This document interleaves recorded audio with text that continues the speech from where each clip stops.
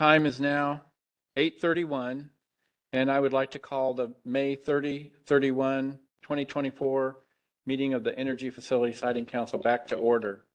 Mr. Secretary, could you please call the roll? And Al. Here. Cindy Condon.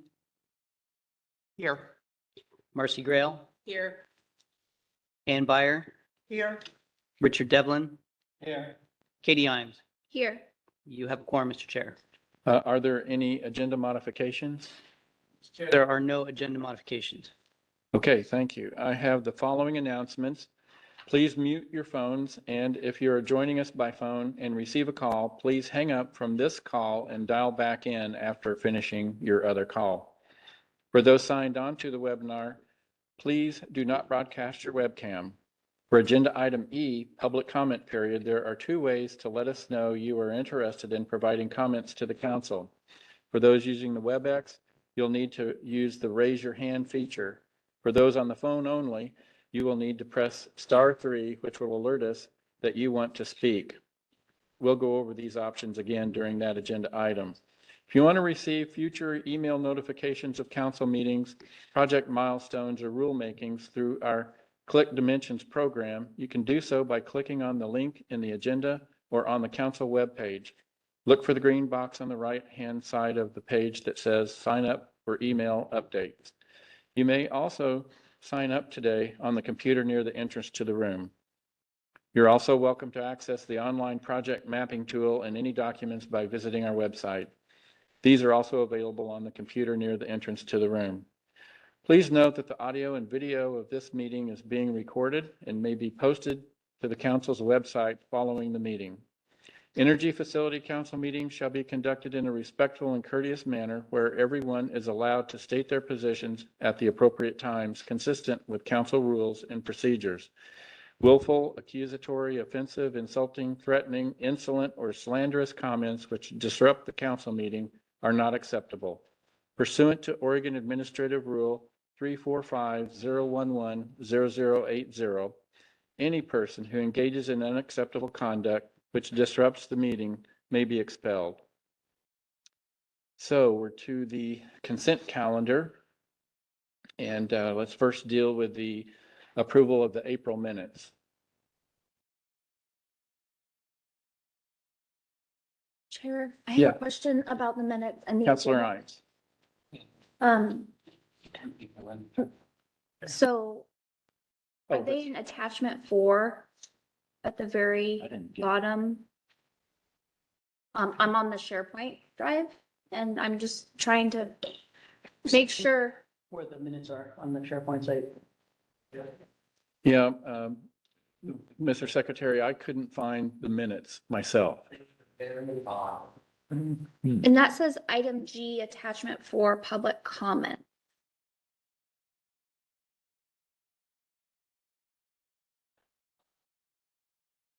Yeah, so, yeah, I was Chance to read them. forgetting that I couldn't find them, and I think we just will roll this item to next meeting.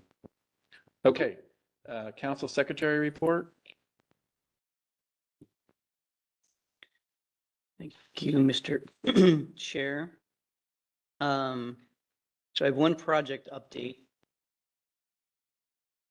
This is on the Sunstone Solar Project. So this is a 1,200 megawatt solar PV facility. Energy story. Put the slide up, thank you. So battery energy storage on the it's proposed to be located on 18.7 square miles. Approximately 50 miles straight south from where we're sitting right now. And we're getting a slide up. The applicant is Sunstone Seed, the own subsidiary.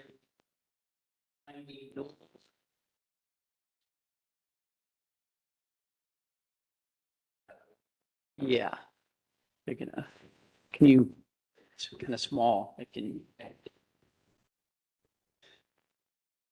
Yeah, so you can see on the screen, the map, right, Boardman, which is where we're sitting now, and you can see. Yeah, thank you. Which doesn't have any pivots on it. So then it's Yeah. So Kate, can you hear me?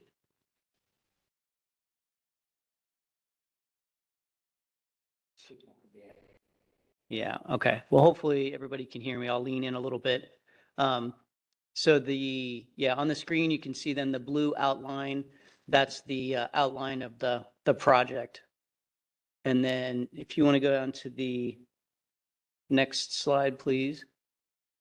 So here's a more zoomed in picture of it. You can see kind of the underlying land. Okay, good. Thank you, Kate. I think it's just leaning in, probably a good reminder that for everybody to lean into the microphone so you can hear. So this is also a little bit of a plug for the Aressa tool. So this is all taken from the Aressa tool. So what I ended up doing was, just putting on that layer and then clipped it from Aressa into just a PDF and then dropped it into the slide. So another plug to just say, please use the Aressa tool. There's a lot of value in it and easy way to kind of find and see things. So the whole point of bringing up this project is next Wednesday, June 25th, in this exact same room, there will be a public informational meeting on the complete application.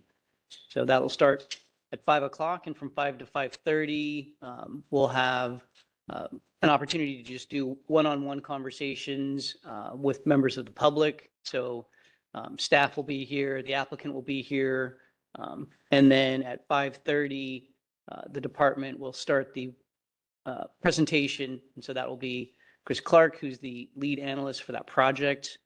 Chase will be out here as well as Nancy. So they'll be out again in less than a week. So Chris will provide an overview of the FSEC process. And this will be the first time where he's going to do an overview of the Aressa tool. Again, we've talked about mapping has been a big thing lately. We want to make sure people know the tool that's available and how to use it. It is quite sophisticated, has a lot of value, but does definitely, I think people need a little help in figuring out where to access it, how to kind of play around with it. So Chris is going to do that. And then he's also going to share with people how to provide comments on the public comment portal. So this is the right time to do that. I think we'll build that into our public informational meetings at both the notice of intent stage and the completeness stage from now on. And I know Chris has provided a notice to all the council members. I think one or two of you have responded. So if you're interested in attending, please contact him. You are absolutely more than welcome to either attend virtually or in person. We just have to make sure that there's not a quorum, because that then establishes a council meeting. So please coordinate with him if you plan to attend either way. Next slide, please. So we have one compliance issue to bring up. So this is related to the State Line Wind Project. That project was approved in 2001. It consists of 2 geographic units, a total of 229 wind turbines. The project is and that's the Oregon side. There's also a portion of the project in the Washington side, but that's under the jurisdiction of the Washington Energy Facility Site Evaluation Council. So on May 21st, the department received notice from the certificate holder, which is a subsidiary of NextEra, of a fire that occurred in one of the turbines. They reported there were no injuries and the fire was contained to the nacelle. Condition number 23 of the 8th amended site certificate requires notification to the department within 72 hours of an incident, such as a fire. We received notice on the same day, so they definitely met that. They also stated the wind turbine can be repaired. This is still a fairly new incident, so we really don't have much beyond that other than to share with you some photos. So Nancy, if you could please advance the slide. There you can see on the left, you can see the burn kind of underneath the nacelle. And then the right is a photo of inside the nacelle. And then there's one more slide, please. So they were, basically the fire got triggered, they shut off the vents, the fire kind of put itself out ultimately, but probably did some clearly some significant damage inside the nacelle. So this is really all the information we have at this point in time. And should there be anything else, we'll provide that to council. Okay, if there's. Can I ask a quick question? Mhm. Cindy Condon for the record. So how were they aware of the fire in the first time? What, is that an automatic Yeah. process? Yeah. I mean, there's either somebody visually sees it, but most of, there's like a SCADA system associated with, each, the entire turbine system. So they have like a pretty sophisticated control room that monitors all of the details associated with each of the wind turbines. So I'm assuming that was what triggered it. So an alarm goes off and that triggers response. And is there grassland near, underneath the? I would assume so. I'd have to go, yeah, we'd have to basically identify the turbine and then zoom in on the Aressa tool to find out exactly what it is. But most of that area is, dry land wheat. I don't know for certain. I'm just making an assumption here. Thank you. Chair Howe, I have a question. Yes, Um, Counselor Hines. so the number that's provided on your presentation, you can actually go into the Arisa and find that turbine? I don't know if that one's in there. So I've not done that myself to figure out. So they did provide, I can provide the information to council where they provided almost like a Google map with the location of it. Oh. There are apps where you can find, the wind turbine locations. I think there's a layer on the Aressa that has all of the wind turbine locations as well. I don't know if the data associated with those points coincide with that. I mean, the wind turbine is HGS-22. So I don't know if that corresponds with that information on there or not. Okay, I mean, if you wanted to, we could certainly identify that for I you. was just curious, really. Yeah. Thanks.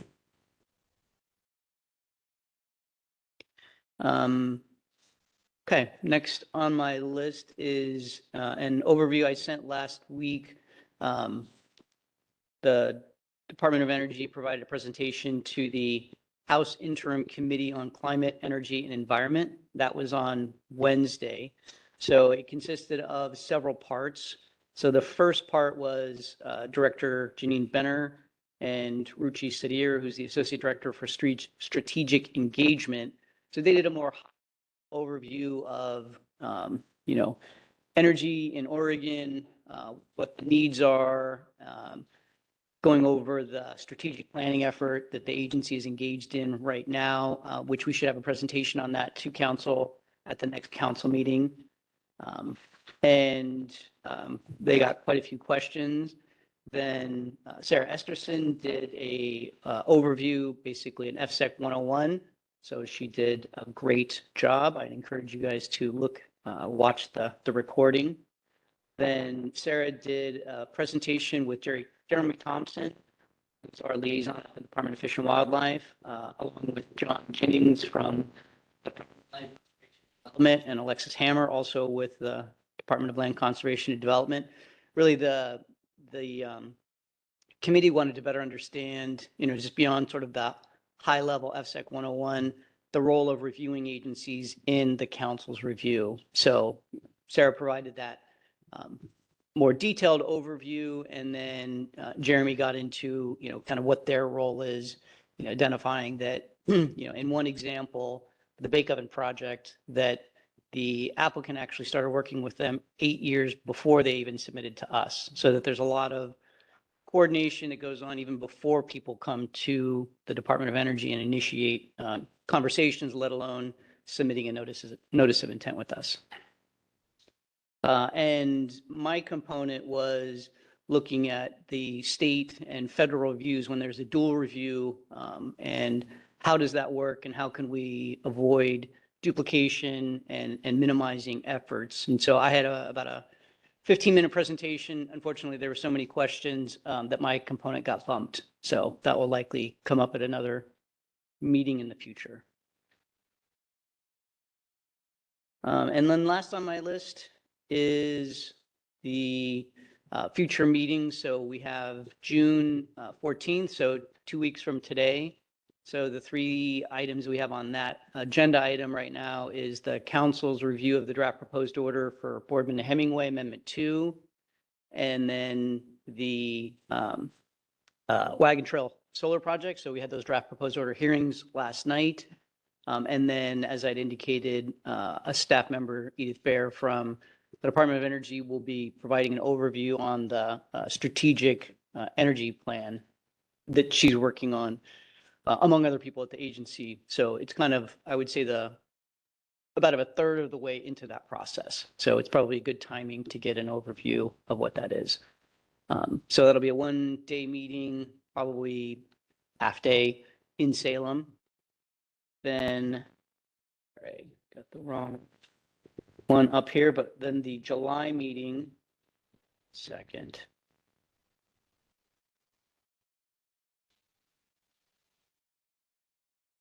The 18th and 19th, and right now, depending upon how it goes, we're looking at being in Clatskanie. So that would be another draft proposed order hearing on an amendment for the Mist natural gas underground storage facility, among other things. But that would be the location driver if we're ready.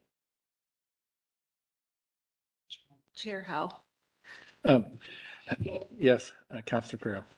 Todd, I'm sorry to go, I'm on delayed mine, but when the video, the recording of Sarah's presentation comes out, will you send us a link? Sure, it should be up there now, but Okay. that's okay. I'll once we get into the next agenda item, I'll look for that. It should be there, and if it is, then I'll send that link out to you. Okay, thank you. And that is the last item on my report, unless council members have any questions. Any other questions? Okay, thank you, Secretary Cornett. The next item is the Wheat Ridge Energy Facility East request for Amendment 1.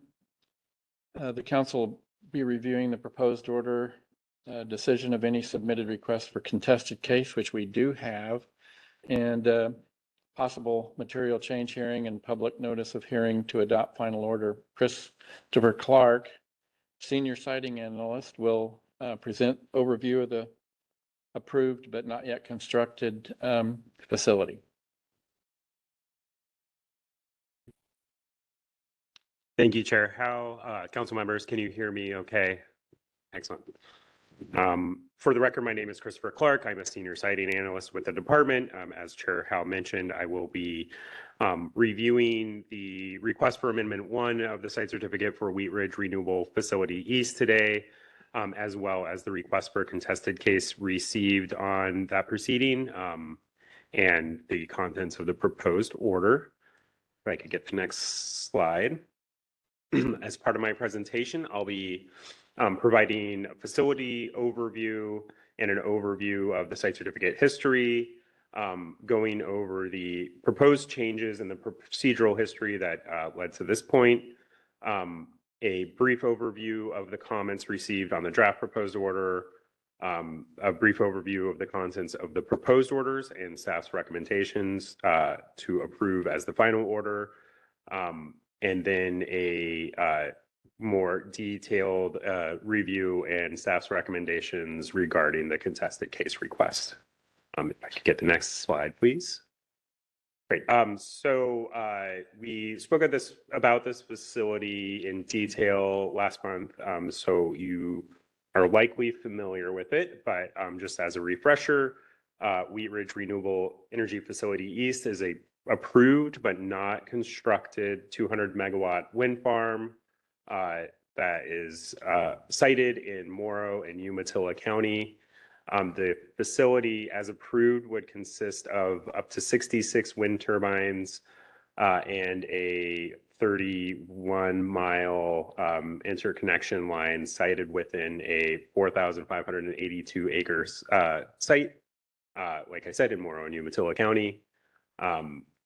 If you can see on the slide here, the turbines are currently proposed to be sited in the micrositing area, kind of on the eastern side of the facility, and then the interconnection line would connect the energy facility site to the Blue Ridge substation, which is connected with the other Wheat Ridge facilities.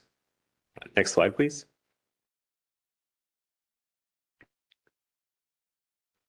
There's a lot of moving parts in request for Amendment 1. The biggest change is that the certificate holder is proposing to expand both the micrositing corridors and the site boundary. The micrositing corridors would increase from that 4,582 acre amount to about 14,640 acres. That enlarged site would accommodate up to 41 additional turbines, as I'll go over in a second. The site boundary would also increase in size from what is currently the micrositing corridors to the lease boundary of the properties that the facility would be sited on. So that would result in an increase of about 74,400 acres, which really does bring like I said, the site boundary out to the edge of the property rather than just the edge of the micrositing areas.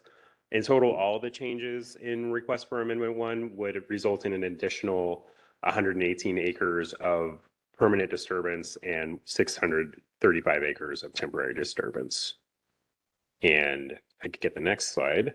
You can see this visually. So just to clarify, the blue areas on this map are the approved micrositing corridors for both the energy facility and the transmission line. As shown on the map, the new micrositing areas are shown in light purple. Those areas would contain the increased turbine amount distributed through the site. So I think there'd be some redistribution of previously approved turbine sites, as well as the new turbines kind of spread out through that site. And then the site boundary would expand to that dark purple outline where there's no color on the map. Those are areas that are inside the purple boundary are part of the site, but they're not proposed for development at this time. As you can see on the very western edge of the site, there is still some area of the proposed transmission line corridor that are not associated with the energy facility site itself.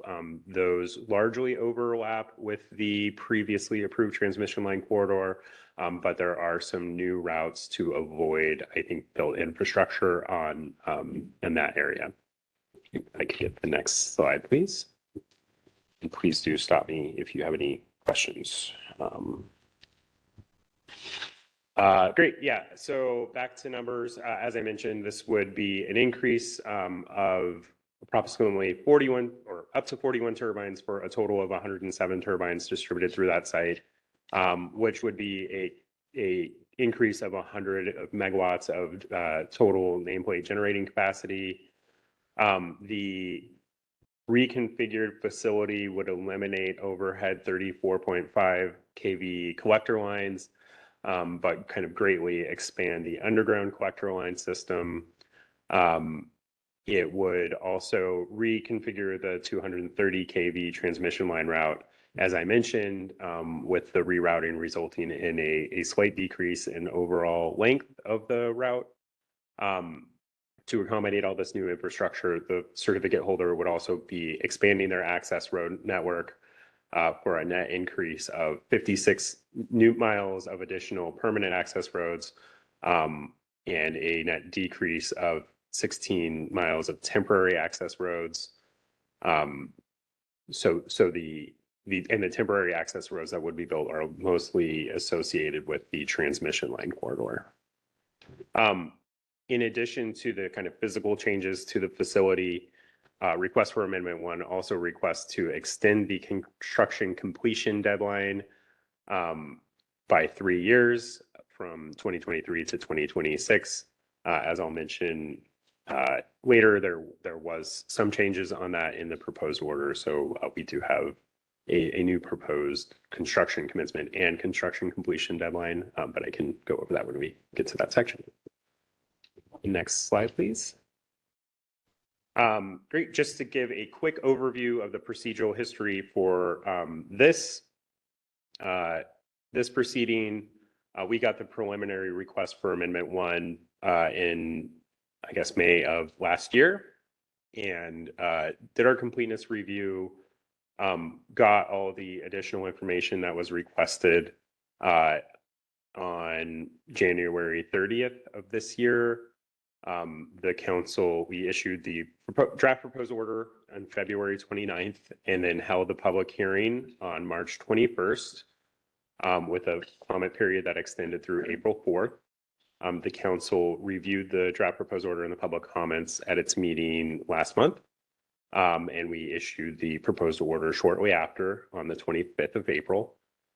The deadline for contested case requests was May 27th. And as we mentioned, we did receive one timely contested case request.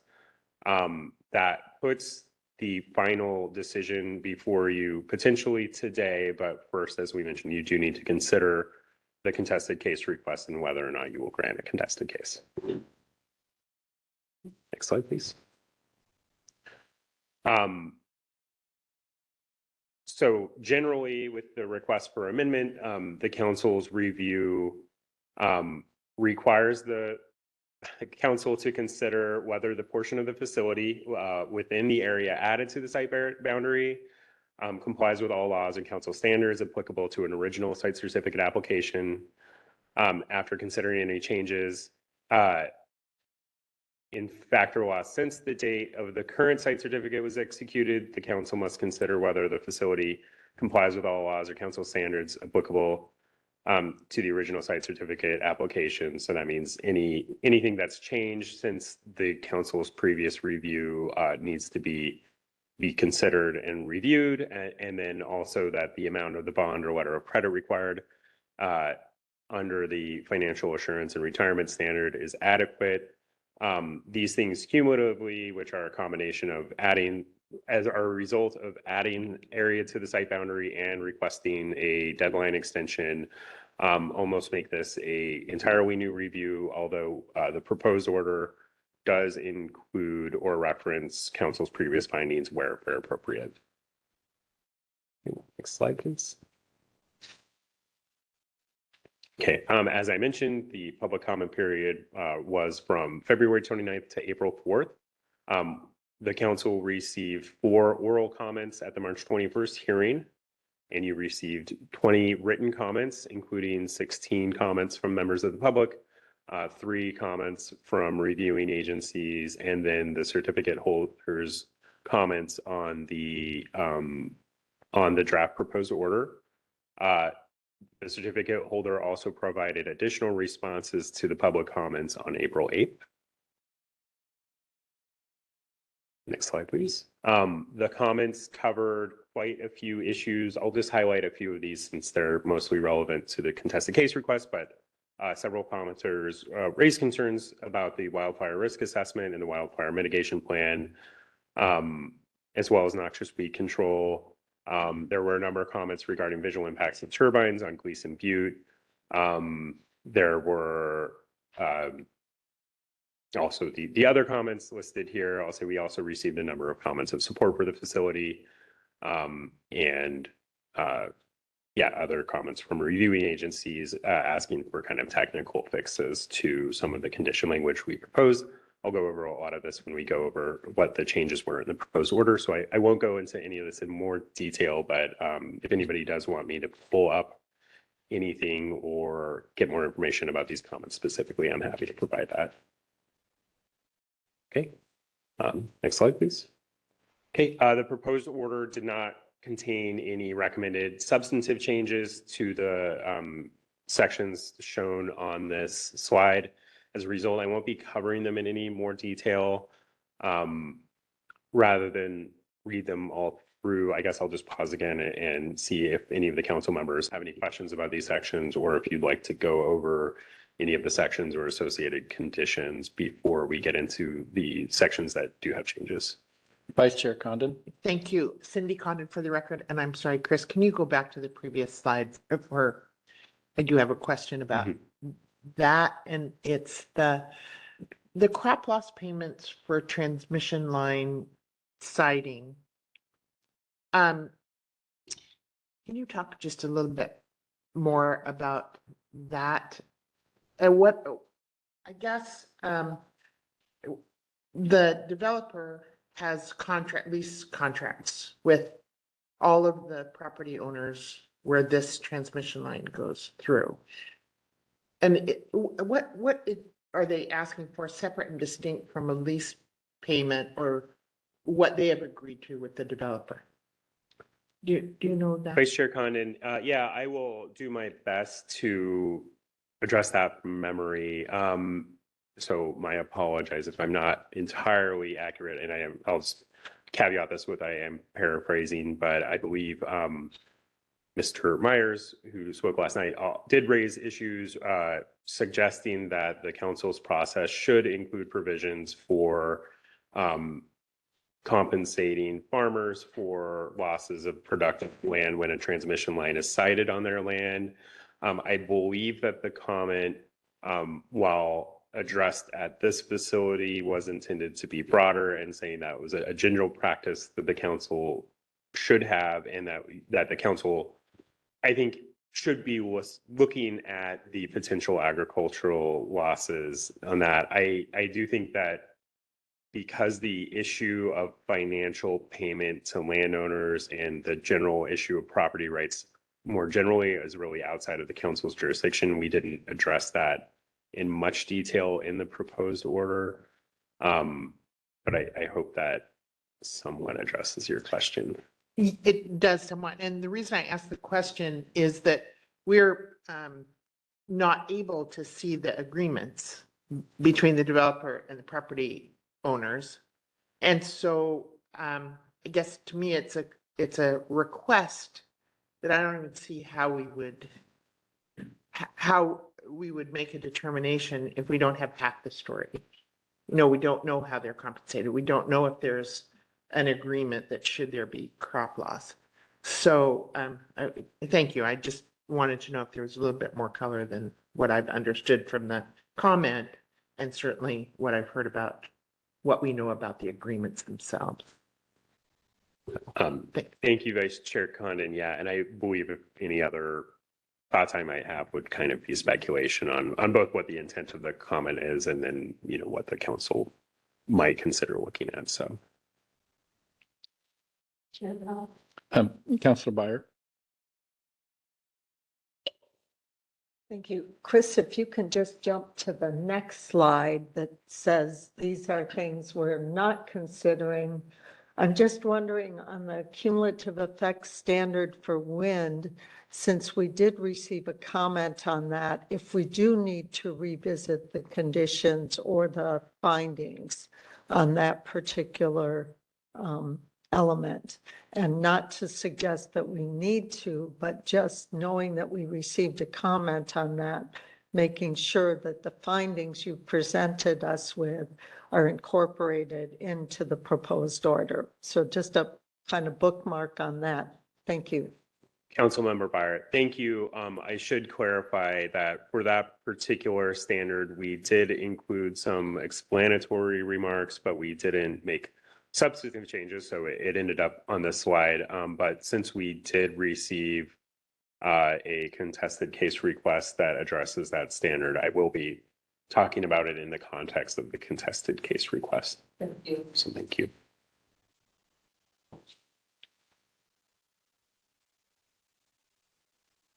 Right, hearing no other questions. Thank you, Nancy. Good.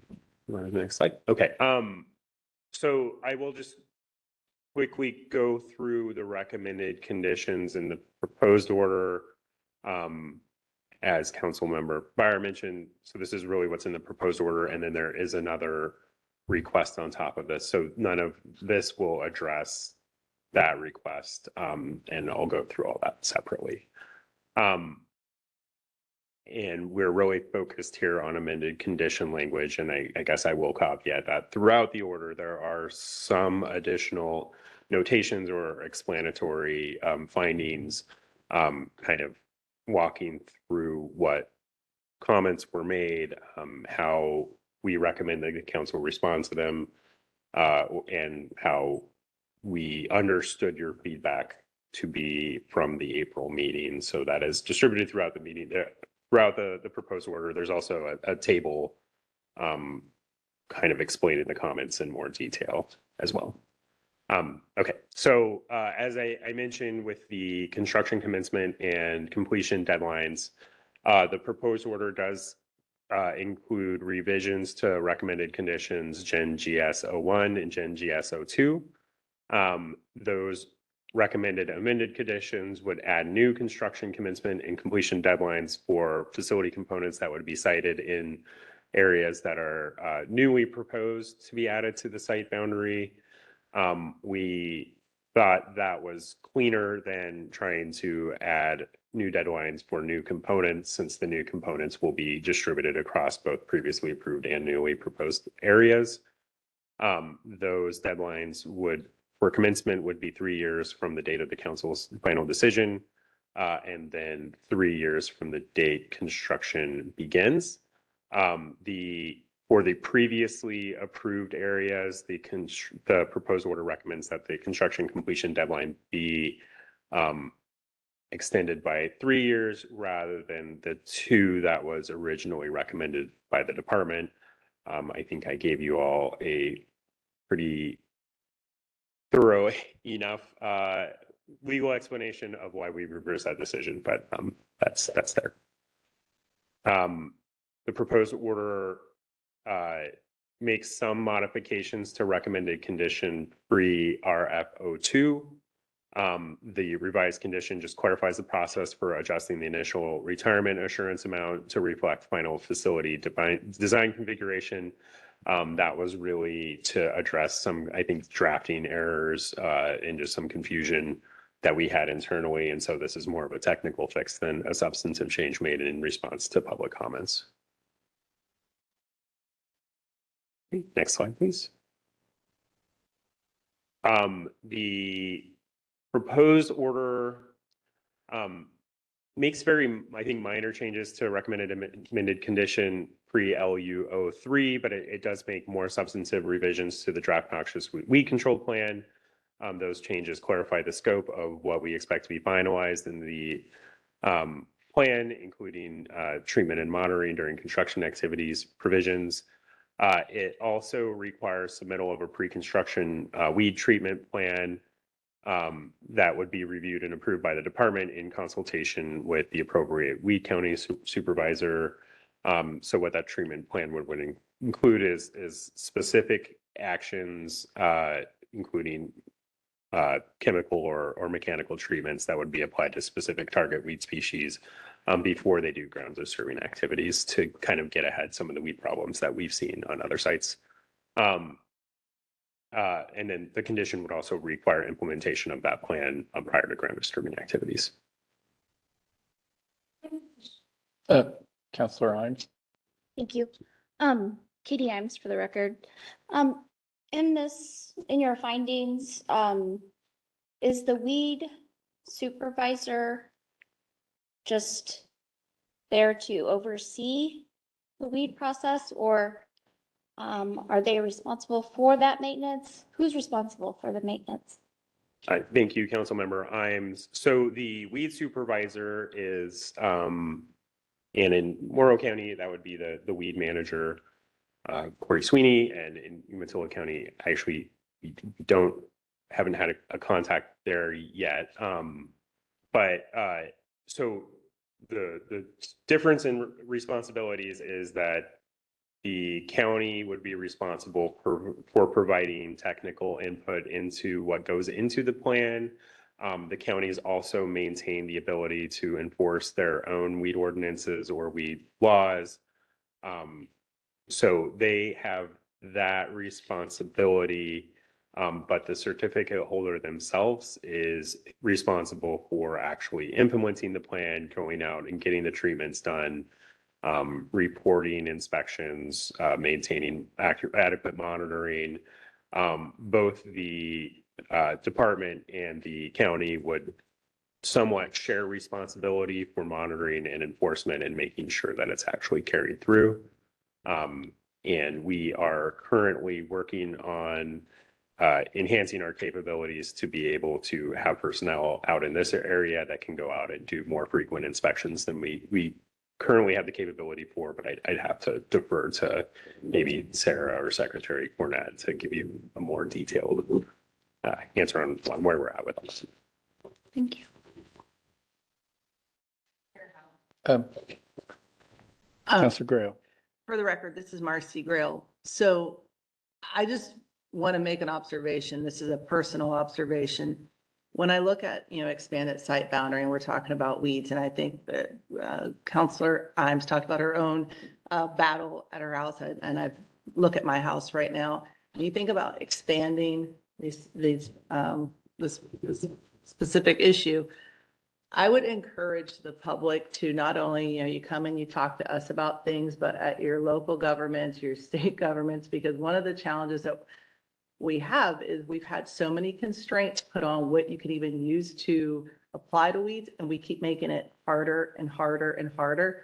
And I'm just thinking about as a private citizen, not a commercial property. So I just want to encourage people who have direct dealings with this to realize it's got to be a multi-approach that we've got the least amount, I think, ability to influence, but I think trying to work through other agencies and advocates to explain what the real impact is.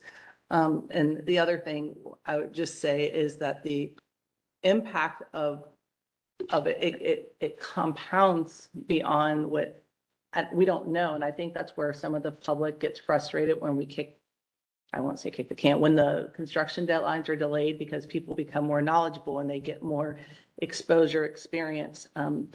Anyway, I would just encourage folks to that because I'm thinking about small properties and yet I'm no mathematician, so I'm not going to estimate how I'll expand it. So.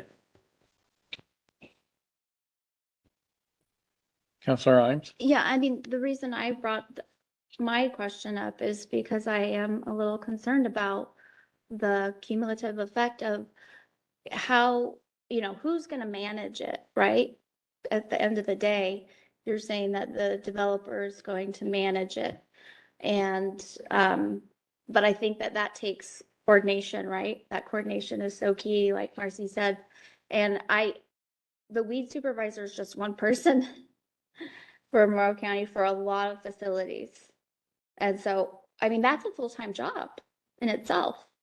So that's where the questions come up for me as a concern. Morrow County has limited resources. I'm not sure where Umatilla County's at with theirs. So thank you. Thank you, council members. I can say on this proceeding, the county did submit a comment specifically asking for the council to fund a full-time county employee, potentially for the life of the facility to monitor weeds. We understand that the county is pursuing other options to fund that position, and we did not think that under the basically council's fee authority, that was a reasonable, just, and necessary expense that we could incur. So this alternate proposal of getting additional staff out here that can do that was one way to enhance those capabilities. And it was like Sarah maybe wants to jump in. So. This is Sarah Esterson, Senior Policy Advisor for the record. I just wanted to give a quick update and supplement what Chris identified. So I met with Corey Sweeney yesterday, actually, for an hour to talk about what we're doing. And so through our consultant, Haley and Aldrich, they have been able to hire Bank Ramos, who was selected by Corey. He has Corey, who's the weed manager at Morrow County, but Bink has an enormous amount of experience and knowledge about the area, which was why he was selected. So he's been hired to supplement our regulatory program over the noxious weed plans for all projects, FSEC projects in Morrow County. And so he starts on Monday. And so it kind of depends on, if Wheat Ridge East is approved, he will be heavily involved in monitoring that project, but his focus is going to be on the other Wheat Ridge projects right now, which are kind of in different phases of in year 1 or 2 of operation. But So we're really excited about that partnership. And then as Chris mentioned, there's another agreement going on behind the scenes that will kick in a year. And that is for Wheat Ridge East specifically, that's coming out of their SIP agreement. And so we'll continue to work and see how we can make sure, but it's all from a regulatory perspective. They are not, what we're doing with Morrow County, with Bank or anyone isn't implementing what the requirements are. It is monitoring if the requirements are being met and providing recommendations, which it's all about timing and chemicals. And you really need to be a local expert to know what those needs are. So we're really excited. Thank you. Sorry. Thank you. Councilor Condon? Thank you. And this might be a little bit off the mark, but this is another one of those issues that I look at it and I say, well, there's not just the developer, but there's also the underlying landowner that has an agreement with the developer. And is there anything in those agreements that there is a responsibility of the landowner as opposed to the developer leasing the property to be involved in weed management?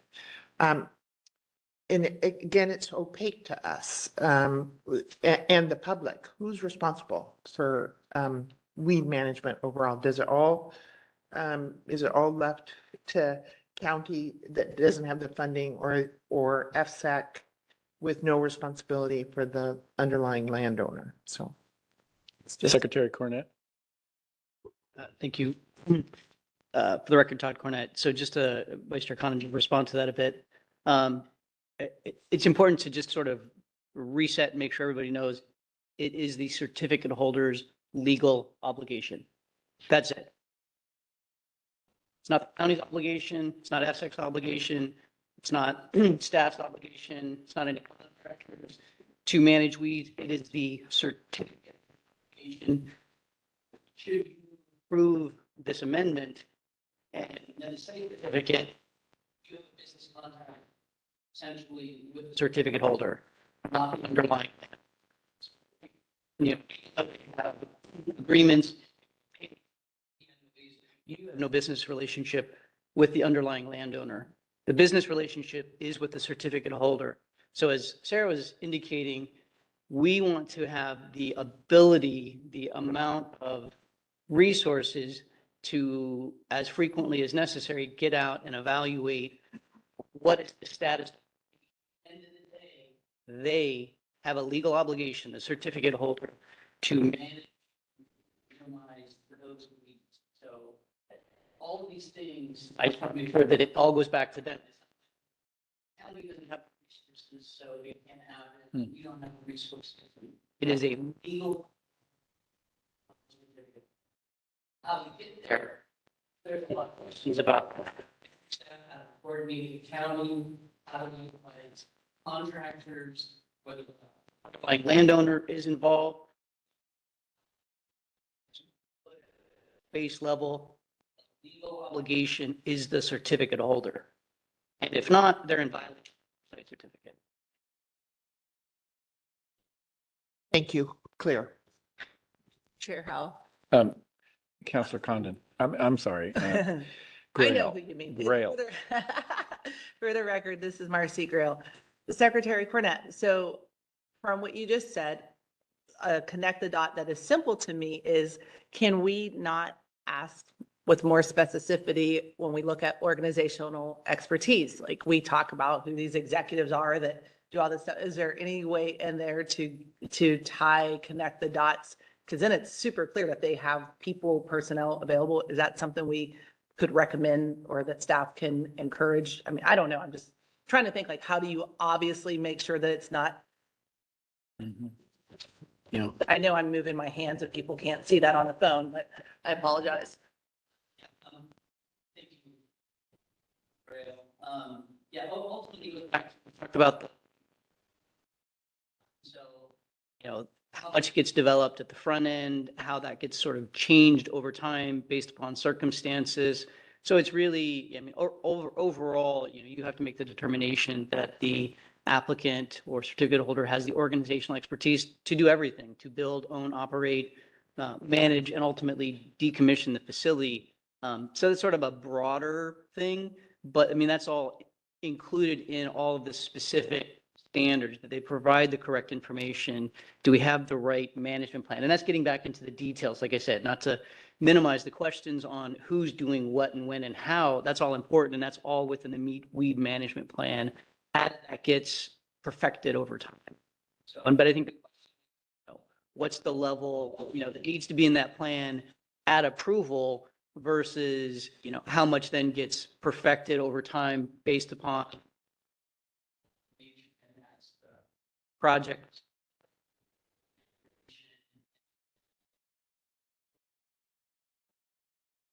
Thank you. I guess I just look at it, we're having these conversations, so hopefully the public, the folks who are directly affected can take some of our thoughts and our ideas and they can take them back when they're having their conversations with the developers. Thank you.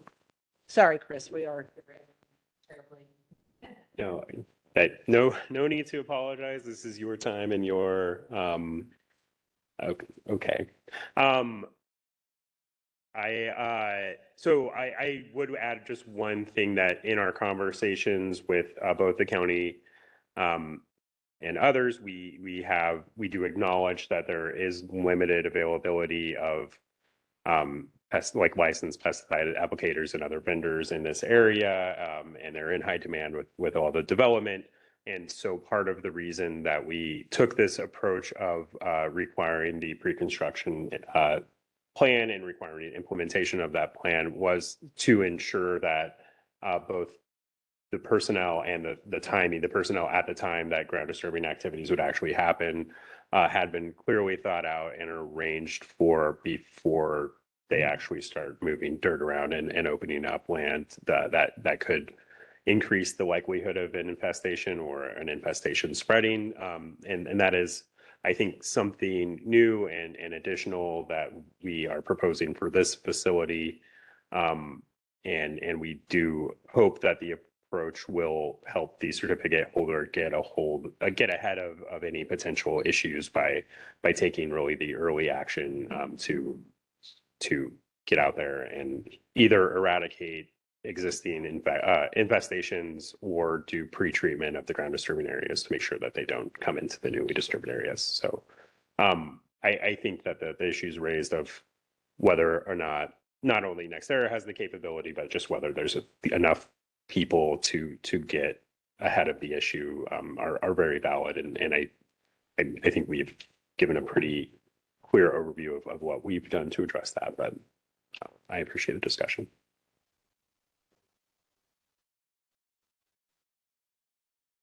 All right.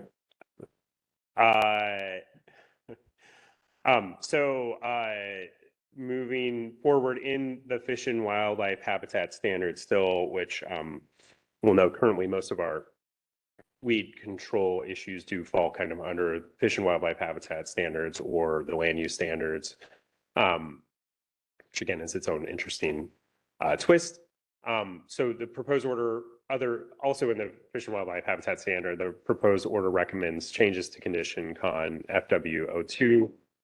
That's reducing seasonal avoidance buffers for ferruginous hawk nests from 0.6 to 0.5 miles. That was based on ODFW guidance and comments on the record.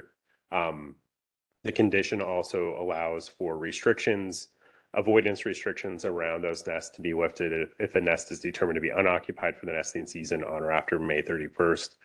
So essentially the certificate holder has to send a biologist out, do nest checks on all the nests that they identified in their in the surveys that were submitted as part of the RFA request, and then make sure that there's no birds using those nests in the seasons before they conduct work within the appropriate buffer.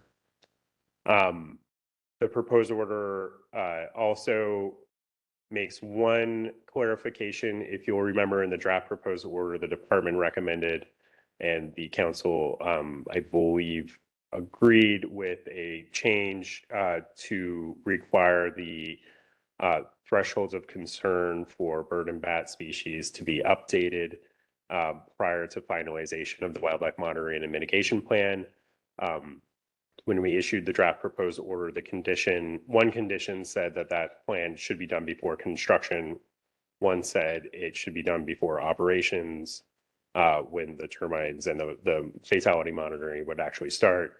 To make those consistent with each other, we've changed them both to require the plan to be finalized before operations.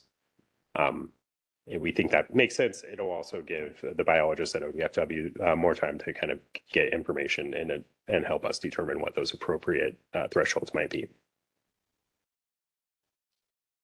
Next slide. Based on comments on the proposed order, based on comments on the draft proposed order, the proposed order recommends changes to condition pre-HC04.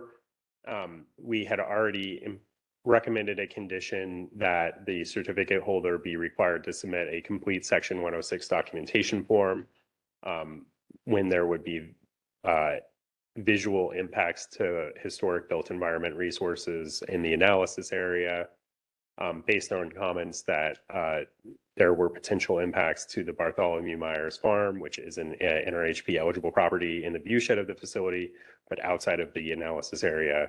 We recommended that the Section 106 documentation form also be required for impacts to that farm. What that form is a kind of a tool for recordation of both the historic attributes of a historic resource and what the potential impacts to the visual setting and other attributes of that resource would be. It's pretty commonly used as mitigation in other contexts for impacts to historic resources, particularly indirect impacts such as visual impacts. This was one of the contested case issues, so we'll come back to this a little bit more. But if there's any questions about what that is, I'm happy to answer them. All right. And one more on that slide. Okay. Getting into the public services and wildfire issues that came up in public comments, the proposed order does require the certificate holder to revise their emergency management plan to include additional information about how fire suppression and response activities will be carried out and coordinated with local fire service providers and other emergency service providers prior to finalization of that plan. And actually, if you can go to the next slide. So we are also requiring similar consultation and coordination with fire service districts and emergency service providers for the wildfire mitigation plans. That would be applicable both to construction and operation of the facility. And I just want to, again, clarify that because this is an older facility that was originally approved prior to the adoption of the wildfire mitigation plan, it kind of worked out so that a lot of the fire prevention and risk management actions are described in the wildfire mitigation plan. A lot of the fire response actions and coordination are included in that emergency management plan. So there's two plans addressing fire. We recommended the conditions be revised to require both of those plans be reviewed at least, and with local emergency services emergency services personnel and local fire protection districts. And so that coordination should actually be going on now. Vice Chair Condon. Thank you. Quick question. Consultation and review, does that require a sign off? Is there any evidence of sign off by a reviewer? It doesn't formally require a sign off. It does require our approval, and we look for your direction on what level of evidence you want to satisfy that the local providers' concerns have been addressed. I think our standard procedure would be to see what the applicant provides. If they provide just a general comment letter, we might have a follow-up call with the personnel identified just to make sure that they fully understand what they were asked and if they have any outstanding concerns before we issue our final approval. But I think what we would expect to see is just a general letter saying that they've been consulted, seeing if they have any recommendations. But since the certificate holder is doing a lot of this coordination, we would hope that all their recommendations would have already been incorporated into whatever we're receiving, and we just get a letter saying that they're happy with the final result. I think I once heard that hope is not a strategy. And I guess for this particular one, wildfire mitigation especially is a new standard for us and one we're responsible for with no reviewing agency identified. I'd prefer some sort of sign off that somebody with experience and expertise in the subject matter would review and sign it as evidence that it makes sense to someone. Thank you. Secretary Vice Chair Cornett. Condon, yeah. For the record, Todd Cornett. Thanks, Vice Chair Condon. Yes, I think, we're hearing what you're saying here, and so that's in the record. So, should this move forward, I think, yeah, we'll be very careful, make sure we have good and adequate documentation to verify, as Chris said, whoever the service providers have meaningfully evaluated, and responded. You and I have had a conversation recently, and we do intend to bring back more as an information item, sort of had the wildfire standard for some time. We've had some examples, and I think it's about time that we kind of reevaluate to see how's it working, what's been done, what's your comfort level, what's your direction, and so that type of thing as well. And absolutely, we heard what you just said, but also that should be thought through later on when we're seeking, more general kind of direction from council about how you would like us to implement that standard. Thank you. Yeah, Councilor Byer. This is Counselor Byer. Just an observation that we rely heavily on reviewing agencies, federal, state, local, and where those reviewing agencies are involved, having something in the record saying, yes, this is great, like the wildlife piece, making sure that we have something in the record that says ODFW agrees with these changes. It can be an email. It can be, something as simple as that. Just when we rely on somebody else's expertise and the applicant relies on them to have that quick box checked, basically, to know that they've been consulted and agree with the mitigation plan, because we do often rely on others to inform our decisions. So thank you.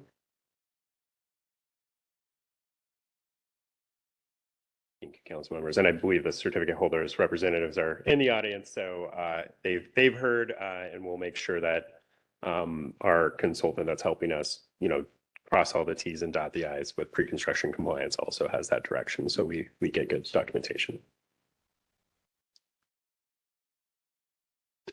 So, Councilor Imes. thank you, Chair. Katie Imes.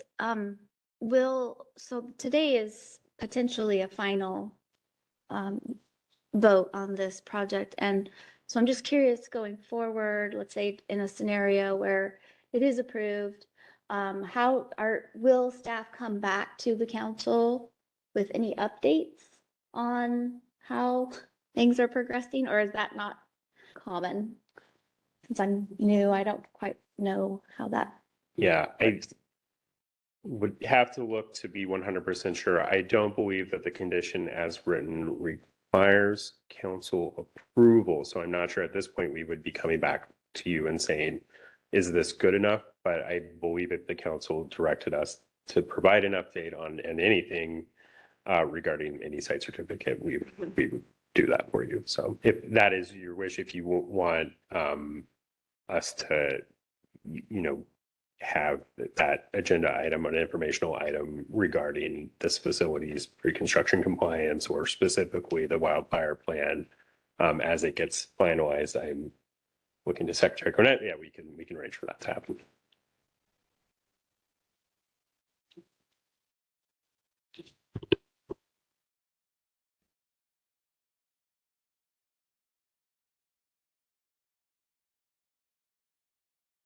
Okay. Yeah. So both conditions here are really regarding kind of finalization and implementation of the wildfire plan. I think we've covered that. So if I could get the next slide, Nancy.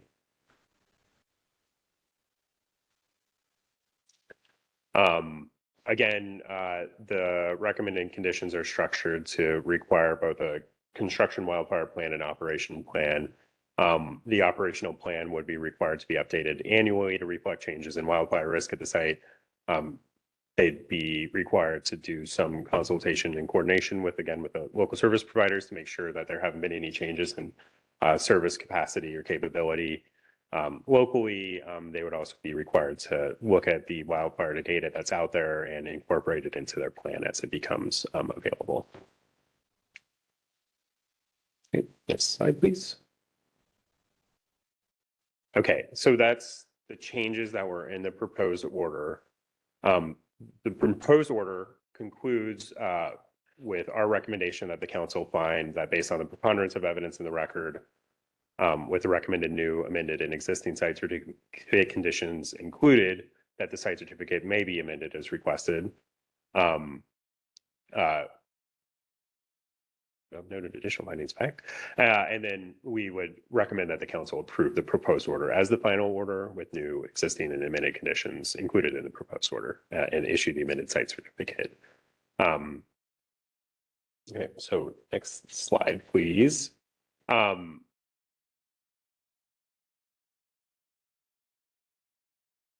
so when we issued the proposed order with those recommended findings in it, we also issued a public notice of the proposed order, which established 5 p.m. on May 27th, 2024 is the deadline to request a contested case proceeding. And as we mentioned at the beginning of this presentation, the department did receive one timely request from Ms. Wendy King, who provided oral testimony at the public hearing and written comments. So she did preserve her standing to request the contested case. I could get the next slide, please. The request included 5 issues. I'll go through each of these in more detail, but very briefly, the issues are 1, compliance with the scenic resources standard, 2, compliance with the historic, cultural, and archaeological resources standard, 3, adequacy of the wildfire prevention and risk mitigation plan, 4, the compliance with the cumulative effects standard for wind energy facilities, with regards to the visual impacts of the wind turbines themselves, and then a separate sort of sub-issue regarding compliance with the cumulative effects standard regarding the effects of the aviation lighting on the wind turbines. With the exception of issue 3, the majority of these issues are specifically concerned with visual impacts of the turbines and turbine lighting, and more specifically related to turbines proposed to be sited on Gleason Butte. Great. Next slide, please. John, Councilor Devlin? with regard to, I guess it's, sorry. Okay, so Mr. Chairman, thank you very much.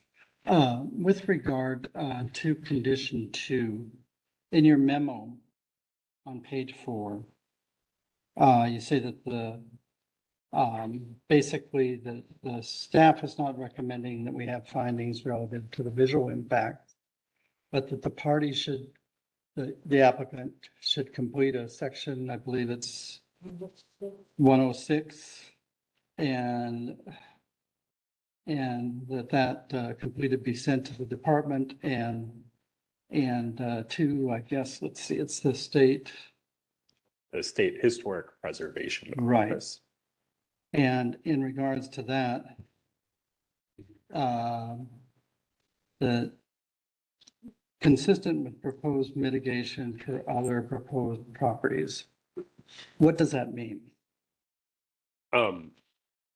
If it's okay, I do need to get the council's vote on each issue. And so we can skip ahead to that issue now and maybe go through it all together, or I can address that when we get there. Very briefly, there are 3 historic properties that would have visual impacts to their setting. 2 of them are on participating landowners' land. This third is outside of that. We would just be providing or recommending the same mitigation for all of them, which is this recordation form that is commonly used by the SHPO. Okay. And you'll review that again when we get to the actual approval? Yes. And what would that mitigation be? Well, and you'll review that again when we get to just the council's opportunity to either approve or deny that specific issue. Okay.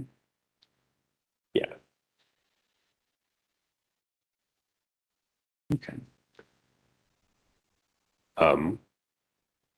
Okay, and so I'm going to go through the process of what the decision we're asking you for, and then I'll ask Nancy to skip ahead to that issue so we can start with it. Okay. Okay, so when reviewing all these issues, and I just want to like put this in your mind before I start spitting facts at you more, but so the questions you have to answer today, and these aren't our questions to answer, are one, whether the person requesting this contested case commented in person or writing on the record, which we recommend you find that they did. And then second, for each issue that they properly raised each issue included in the request as provided, as required by the rule. So they did appear. We'll go through each issue, explaining both where they point to in the record that they did raise this issue and our recommendation on that.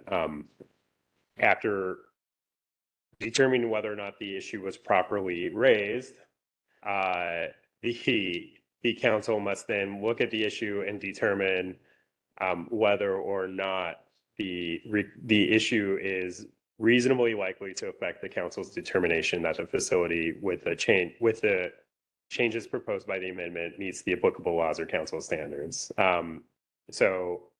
So it's kind of a 2-part process. 1, you have to determine that it's properly raised, and then 2, you have to determine whether the issue justifies a contested case proceeding.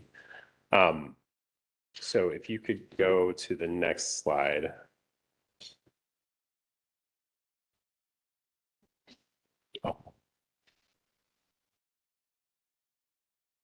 Oh, sorry. It's not even there. Okay, yeah, and so if you determine that it's properly raised and could justify a contested case, you can grant the contested case. Or if you believe that the issue can be resolved through amendments to conditions that would settle the issue to your satisfaction, you can direct us to change the proposed order and add those new conditions.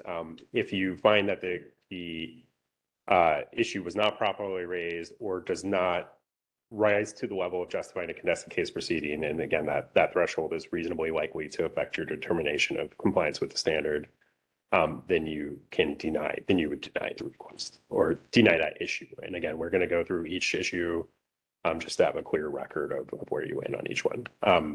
Okay, so Nancy, you're going to have to skip ahead to where I have issue. This is Kent, and I'm wondering, for the process of going through, if we went to this step first and kind of decide where we're at, and then move through each one of the items with discussion and action, does that make sense?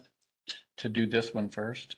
Well, this would be what we recommend you do for each issue. So make this decision. Okay. I think I was misinterpreting. Approve, remand, or deny for each of the 5 issues. Okay. We gave you an updated timeline that kind of has this laid out, but it is. Yeah. Okay. I think that said, while I would strongly recommend that you confer with your legal counsel first, it is the council's discretion to so. I think it makes sense to follow what you're suggesting. Okay, so yeah, let's skip ahead to issue 2 and please. Yeah. One more. Okay, great. Yeah, so we'll start here. Please remind me to go back to issue 1 because I get on a track with presentations and forget what's behind me. Okay, so what was asserted in the request for the contested case was that the construction and operation of the wind turbines on top of Gleason Butte would result in significant adverse visual impacts to the historic settings and viewshed of the Bartholomew Myers Farm. And that is a registered century farm. It's not listed on the National Register of Historic Places, but in other council proceedings, it has been found to be likely eligible to be listed, which means it would be protected under the council's historic, cultural, and archaeological resources standard. The petitioner identifies the section of the standard that speaks to resources that would be eligible or likely eligible to be listed as the basis for the request. And that issue and the issue of the farm being a historic property were raised in oral testimony and written comments. And if you could go to the next slide. So what our recommendation to the council in the proposed order was that when there's indirect impacts to a built environment resource, so basically meaning visual impacts to the view shed, which could impact the setting, that because the resource itself isn't being affected, the appropriate mitigation would be basically recordation of the historic attributes through the use of this Section 106 documentation form, which is a pretty standard form. It needs to be filled out by a qualified archaeologist or other historic resources specialist who can really explain, like go through the record, explain why this is a historic property, kind of document its existing conditions, and then make an evaluation of what the impacts to that property would be. In other contexts, there might be another step of requiring mitigation, but for our process and for our recommendation here, the only mitigation would be completing this form to do the recordation of how the scenery is changing, so people can look back in time and say, well, this is how it used to be, and this is how it is now. And from a historic purpose, that is often considered appropriate mitigation. Councilor Byer? Thank you. This one sort of bothers me because our recommendation to address the issue is that the applicant goes through the 106 process. What happens if there's different mitigation required? What does that mean for the site certificate? Or are we pretty clear that the mitigation will be, this is how it looks today, this is how it will look with turbines? I'm just a little curious if we're really getting at the issue by requiring this additional process, if that makes sense. Council member Byer, I just want to clarify, the condition as proposed wouldn't require the certificate holder to initiate the Section 106 process or initiate any sort of federal review. It would just use the same tool as a recordation of the impacts. So there would not be additional mitigation expected afterwards. It is really just the recording of the property's attributes and the potential impacts. And as far as going forward, there wouldn't be additional mitigation kind of required under our condition. The reason why this was the proposed mitigation is in part because this is, I think, a pretty standard practice for, like I said, this type of impacts. Also, it was what was recommended by the certificate holders, archaeologist, or the person that prepared the report for the impacts to the other built environment resources that were identified in the cultural resources and archaeological resources survey.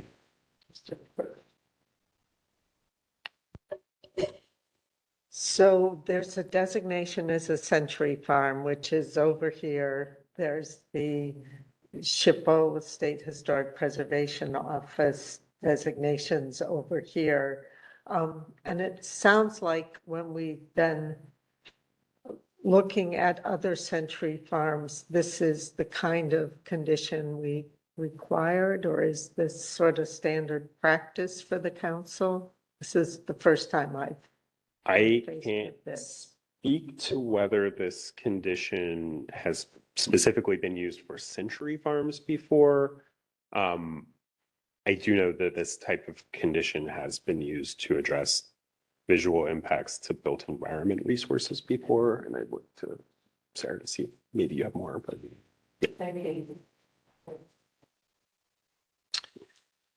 Vice Chair Condon. Cindy Condon for the record. What I'm most troubled by in this is the use of the term mitigation. To me, it doesn't mitigate. It doesn't mitigate anything. I mean, the definition of mitigation is to relieve, and a historic, cultural, archaeological structure or whatever that is not being used, maybe a historical record of how it looked before wind turbines and after wind turbines is appropriate. But as we heard in testimony, people are living here looking at the view shed. And it is troubling to me that we're looking at this as mitigation. I guess if the term were something different, historical record. But I don't think the 106 action does anything to mitigate. So it's just a comment more than I struggle with it.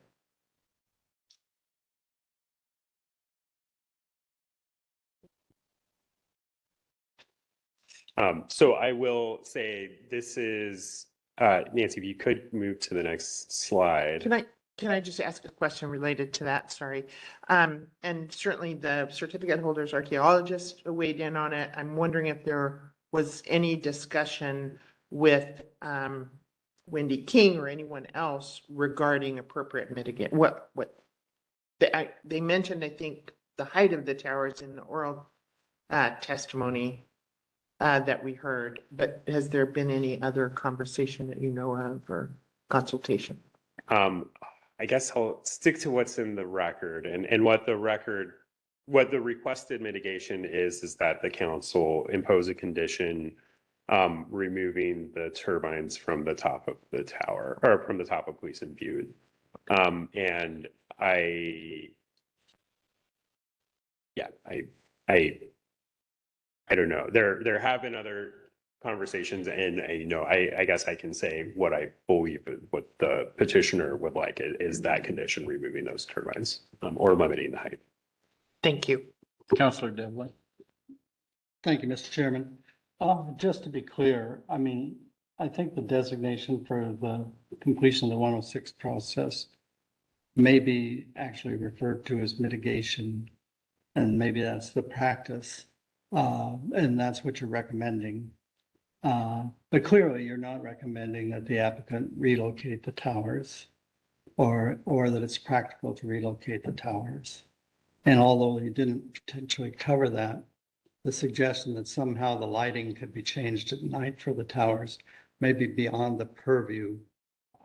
My belief is that there are probably some fairly strict requirements given the height of those facilities.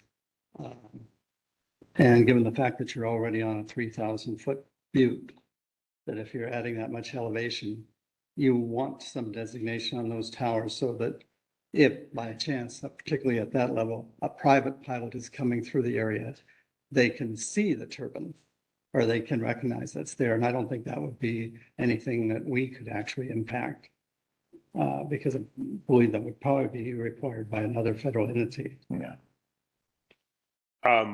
All for the lighting issue, I'll say that the record hasn't been developed further than conditions requiring the certificate holder to minimize lighting to reduce offsite glare.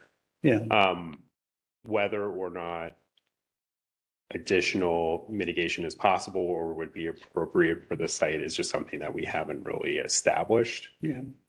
So I mean, You, got in a sense, can't comment because it's probably beyond our purview, but my guess is that if you put a wind turbine up on top of a butte, there are going to be requirements from the FAA that say yeah, it has to have some lighting at night.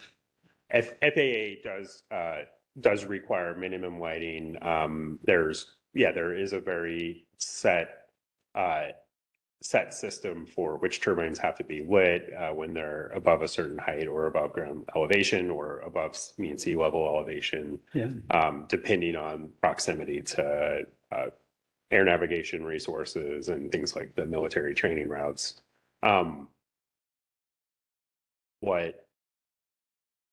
Whether there's wiggle room within that between, what kind of standard practices and what the bare minimum they could do is what we haven't really explored in the record. So I would say I'm not super prepared to give a like confident answer that what we're requiring is the absolute minimum that we've had, but what we've required them to do to install the minimum lighting required by FAA. And what's required for traffic safety. So yeah, nobody wants a Just a air comment. hazard. Yeah. If I was the applicant, I wouldn't necessarily want to do the minimum, given the potential liability. Yeah, I think that's a valid point. I did want to just go back briefly to the conversation about calling this mitigation. I think it's standard we just discussed as, recordation is mitigation. I think that's the phrase that gets bandied around a lot for this particular approach. I think it's helpful, at least for me, to think that it's not mitigating the visual impacts. It's mitigating the impacts on the historical record. So if that's a helpful reframing, feel free to adopt it. If you're like, I still don't buy that, then, that's as well. To the extent that, we will be touching on the issues of the visual impacts and the lighting as well a little bit later in the presentation. I do have all the slides as well as the certificate holders visual simulation included in the slide deck. So if you want to see any of that while you're discussing this issue, I can pull it up. Just let me know. But I think this is mostly your time for deliberation on what you want to do. Chair Howe. Counselor Imes? Thank you, Katie Imes. I just wanted to had a clarifying question about how many turbines in this area of concern are we really talking about? How many is it? I will just caveat this with this being a very rough estimate. The petitioner has specifically really raised concerns with the 3 turbines on the very top of the tower. It's my understanding that those are the turbines that would be visible from the Homestead site that they are on, from their property itself and from the general vicinity of that site. I think that most of the turbines sited on Gleason Butte would be visible, and I believe that is approximately 19 locations, although some of those may be alternate locations, so I'm not 100% sure what the final number of potential turbines would be that are on the north side of Gleason Butte. Thank you. Counselor Byer? Christopher, before we make a decision on this, could you pull up the little simulation of the visual? That might help us. Yeah. Nancy, I don't know where it is, but Yeah, thank you. could you flip ahead towards the end of my item, and I'll tell you when to stop. Chris, would you mind if I just stepped in and remind the council of, I just wanted to make 2 points.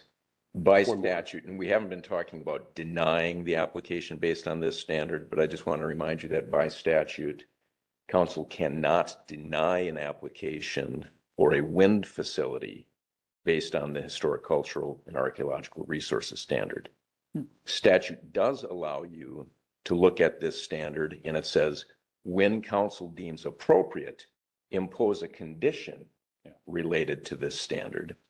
What I want to remind you of is if that's the route you end up taking, you have to also consider, well, what's the precedential impact of us doing this? So here, the factual context is you have a property that is eligible for listing on the NRHP. In the future, if there's a property that's eligible for listing on the NRHP, and what you decide today is, well, we thought it was appropriate to tell them they couldn't site 3 of their turbines because of the visual impacts. You have to consider, okay, now in the future, somebody else might come and they'll have 10 turbines. We look back and we said, so what I'm saying is, think about what the impact would be if you decide that you do want to do something other than what staff is recommending. I would ask that you articulate, why did you find that to be appropriate, and consider what the impact might be down the road in other similar but not exactly the same factual circumstances. So, Mr. Chair, Secretary Cornett. just add a little more framework with that. So the Century Farm system is basically run by the Oregon Farm Bureau, and it's simply people request to be designated as a Century Farm. Currently, there are, at least according to the website, 1,275 Century Farms and ranches in Oregon. So getting back to Patrick's point on precedent, there's, this could have a lot of implications out there, and which we absolutely don't understand. Councilor Byer. And as I recall, if we change any of the conditions, that goes to a material change hearing. Is that correct, or am I misremembering? Yeah, we don't have a lot of guidance on that in the statute. It just says if there's a material change, the statute, I don't have that in front of me, but it talks about if you change a recommended action. So I would say that if an action in the condition is being changed, then that may trigger a material change. I will also say, however, that the statutory requirement for material change hearing applies to applications, does not necessarily apply to amendments. I know we've done that, I think, only once in the past. So you're not even required to have a material change hearing on an amendment. Patrick, can I ask, in this event, though, if you were to deny a contested case request based on the fact that you could change a condition to settle the issue to your satisfaction, I think the rules do say that we would have to reissue the proposed order and distribute it to comment to the petitioner and the certificate holder. So, Yep, that's correct. Chair, Cindy Condon for the record. Just to alleviate my confusion, thank you very much for your comment, Chris, about the difference between protecting the historic and cultural and architectural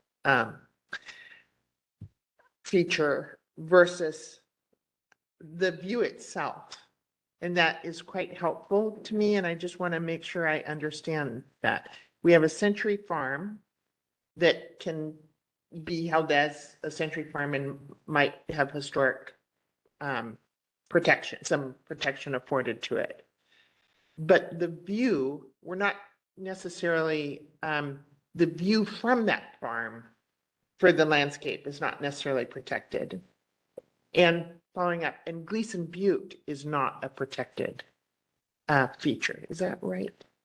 that is correct. And when we get back to issue 1, I can explain why, but Gleason Butte itself or views of Gleason Butte are not, it's not a protected scenic view or a designated scenic resource in any of the local comprehensive plans or state plans. It's private property, and it's, as the petitioner notes in comments and other commenters noted, it is I think a locally beloved landmark, but it doesn't have any special designation. And I do want to just back up one thing and clarify that the designation as a Century Farm isn't the basis for eligibility for listing on the National Historic Register of Places. So that's not, just because it's a Century Farm doesn't mean, that's not why it's a historic resource. That's just one factoid in how it's been acknowledged as a historic resource. So, Understood. Yeah. And so the 106 filing or, really support, if the turbines were allowed to go up, it does preserve that historical look of Gleason Butte without the turbines, which is what a 106 yeah, filing is intended to do. the idea of the form would be to record what the visual setting of the Bartholomew Miles farm was historically, to say that back when it was being founded as a homestead, here's what things might have looked like, and here's how things have changed over the years. That's my best snapshot of what this process is for. So the 106 filing is to preserve that view shed from the farm, which has potential for some protection. But it's not, doesn't have anything to do with the butte itself. And okay, Clearsman, thank you. Yeah, every other issue is like is the butte protected? In this particular instance, is the view shed of the farm protected? I guess it's maybe the distinction. And Councilor Byer. So thank you for the clarification on Century Farms. I had no clue who made that designation or how it occurred, and it's completely independent of state historic preservation and the federal 106 process. How would you like us to proceed on these issues? I mean, Okay. we've kind of talked around Yeah. this one, but All right, so Nancy, if you could back up to the last slide we were on, and I'll tell you when to stop. Yeah, okay. So yeah, sorry, go forward just one more. And one more.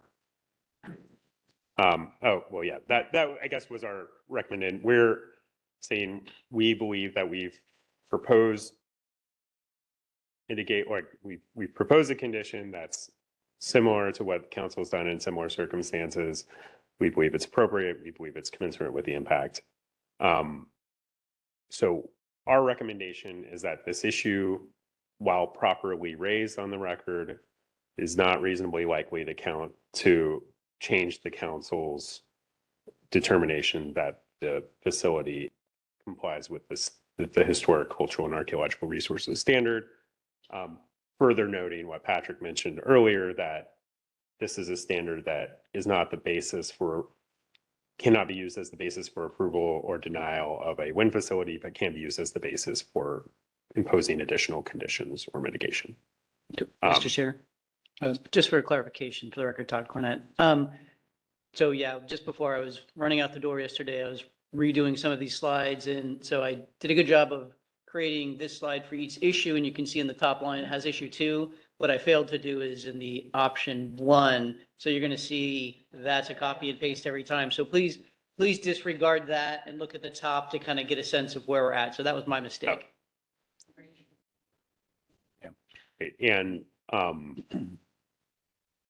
the motion language before you should have the more specific required findings that the rules require to be associated with each of these. But yeah, essentially your options are to either find that this issue is reasonably likely to affect your determination of compliance, and grant the issue, to find that it is reasonably likely to affect your determination of compliance, and direct us to impose further conditions, which we would make and then reissue the proposed order with, or to find that this issue is not reasonably likely to change your determination and deny the contested case. Or if you deny the contested case on another basis, you just have to tell us what that is. So, Mr. Chair, just for clarification, so the new timeline has all 3 of these options, and then it has the bullet points of each of the issues. So you would then, it's kind of a mixing and matching. So you would first decide, do you want option one, option two, option three, and then, for each issue, and then you would read the motion language and then pick that bullet point. So hopefully that's clear in the updated timeline. Yeah, we'd like 5 motions and votes from you. Again, that's our recommendation. Yeah, Counselor Byer. We're done with discussion. I'd be ready to make a motion. We're ready. Okay.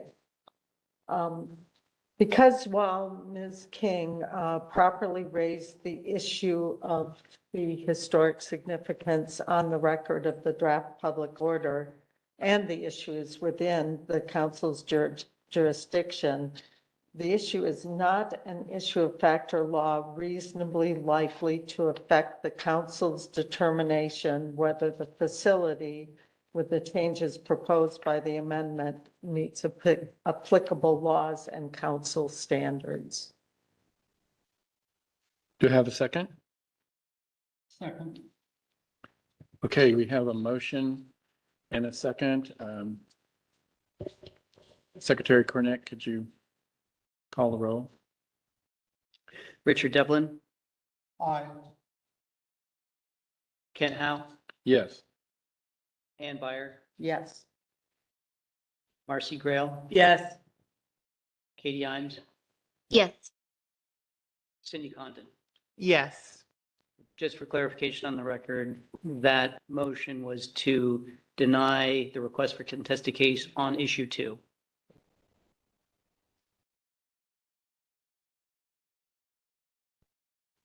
Thank you, council members. So Nancy, if you wouldn't mind going back to issue 1.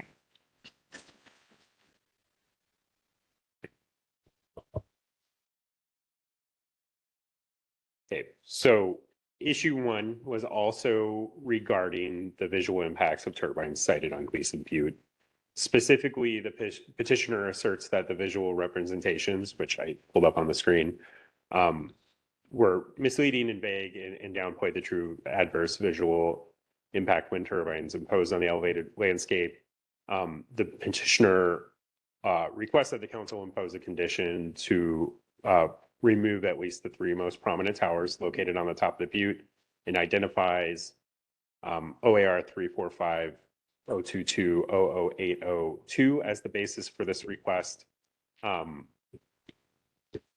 And I will say, and the issue was the concerns about the turbines were raised in oral comments and written testimonies. I'm sure you all remember. As was the issue of compliance with this section of the Scenic Resources Standard. And I will say, and if you could go to the next slide.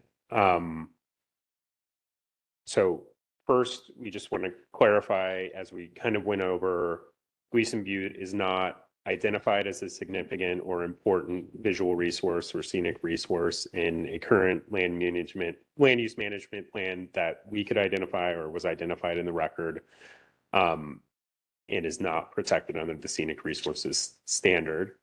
I do not believe that the petitioner clearly contested that fact in the petition, so I don't think that is something that we are discussing. There were requests that the council give special consideration to Gleason Butte, but again, I don't believe there was an actual dispute about whether or not this is a protected resource under the standard. Because it's not a protected resource, we don't think that the issue of whether or not the visual simulations were accurate is really material to the council's determination of compliance with that standard. We'll also note that visual simulations are often provided as a visual aid to assist with the evaluation of the application or request for amendment, but they're not really required, and the visual assessment of significance of impacts was provided separately. The second kind of point, and if you could go to the next slide, I think it's on the next slide.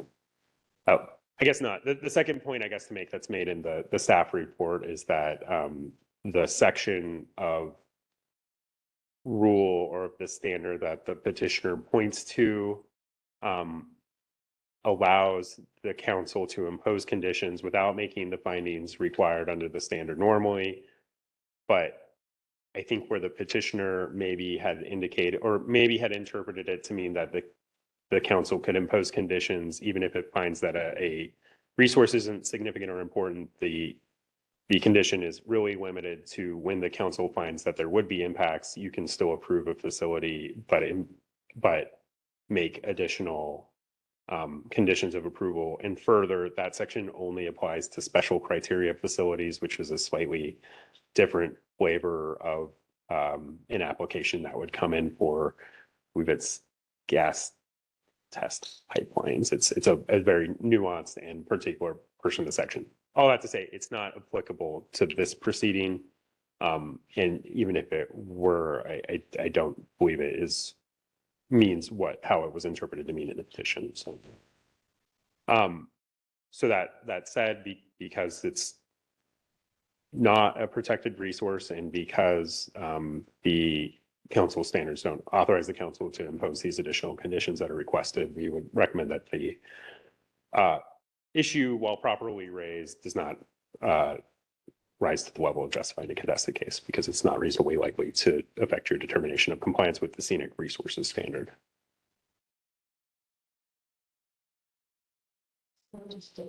Councilor Byer? I forgot to thank you earlier for your response to the request for a contested case. I thought you clearly laid out the council's standards and how this relates, how the issues raised relate to our standards. So I thought it was very helpful. So just knowing that, and particularly in this case where our standard just really doesn't address or allow us to address this kind of resource. So thank you and kudos. Thank you, Councilmember. Are we ready to make a motion? Somebody? Vice Chair Condon? We'll give it a try. Mr. Chair, I move council find that Ms. Wendy King properly raised the issue of compliance with the scenic resources standard on the record for issue 1 of the on the record of the draft proposed order, public hearing with sufficient specificity to afford the council, the department, and the certificate holder an adequate opportunity to respond to issue 1. Mr. Chair, I further move that the council deny the request for contested case by Ms. Wendy King on the aforementioned issue because, as recommended in the staff report, while the issue is within the jurisdiction of the council, it is not an issue of fact or law reasonably likely to affect the council's determination whether the facility, with the changes proposed on the amendment, meets applicable laws and council standards. Thank you. Do we have a second? Second. Okay, thank you, Councilor Byer, for the second. We've got a motion and a second. Secretary Cornett, could you please call the roll? Ann Byer, Yes. Cindy Condon, Yes. Richard Devlin, Yes. Marcy Grail, Yes. Kent Howe, Yes. Katie Imes. Yes. Motion carries, Mr. Chair. Thank you. Okay. Thank you, council members.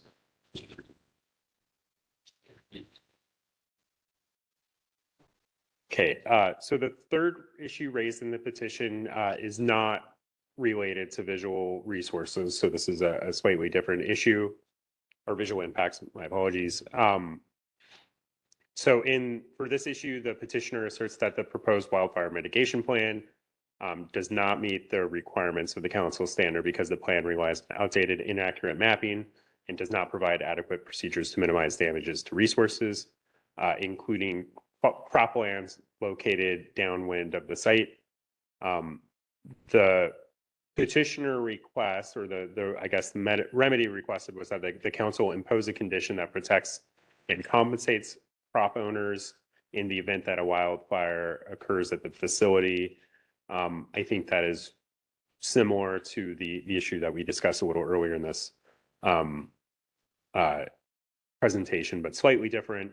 And we will note that the petitioner did raise concerns about potential wildfire hazard to homes and agricultural resources in the analysis area and outside of the analysis area in both oral and testimony and written comments. So we do recommend that this is properly raised. You could go to my next slide, please.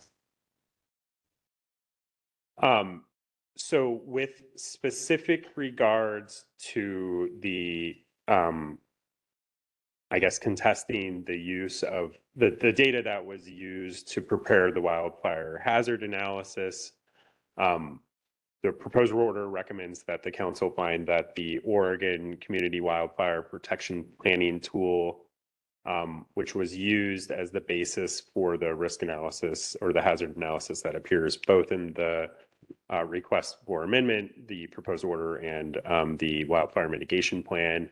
We recommend the council find that that's a reputable tool, reputable source that uses reasonably current data to characterize wildfire risk. As is explained in the proposed order, the data themselves are go back to, I think, 2018, which is a little dated, but there's not another updated data source that we're aware of that's reasonably available. As you all know, and I think as we discussed before, there is a new updated statewide wildfire planning map pending, but that hasn't been made available to anyone yet. So we recommend that they've used reasonably current and good data to prepare their analysis. I think that, again, some of the specific issues she takes with the data have to do with data interpretation and the way that the data interprets fuel models. We had a lot of discussion about that in April, so I won't revisit that now, but I would just comment that that was something that the council has brought up before and was brought up in comments. And so we recommend that this issue, because there's not another readily available data source that we're aware of. Again, that particular issue about the use of the data that was used is not reasonably likely to affect the council's determination. We'll also note that we've recommended conditions that would require the incorporation of updated data as it becomes available, either through the pre-construction finalization or the periodic updates. And I'll stop there because I saw Councilmember Imes at hand. Yes, Chair. Counselor Imes? Thank you, Katie Imes. Does this have to do with the NWS Zone 641 data? Is that have to do with this discussion at all? Councilmember Imes, that conversation about the National Weather Service's zones was raised by another commenter, and it wasn't raised in this petition. I think the Weather Service's zones for fire risk and lightning hazard kind of affects the Weather Service's. And the how red flag warning? Yeah. Okay. So it is a different question, but related to data climatology. Is this data source used by the department? Not directly, no. And I am not aware personally that the Weather Service zone data is incorporated into the data that underlines the state's community wildfire protection planning tool. Okay. But I think there's like a whole nother level of climate data about precipitation and I just asked this because it's brought up in comments, maybe not necessarily these comments, but we're seeing this, I think. I think we will continue to see it. And so that's why I'm like, is this something that the department has looked into, if there's any discussion? Yeah, the way it comes into our process is that those zones, those like climate forecasting zones, affect how the Weather Service issues red flag warnings and fire weather watch warnings. And then the conditions require and the plan require the certificate holder to take certain actions when those warnings or fire weather watches are issued.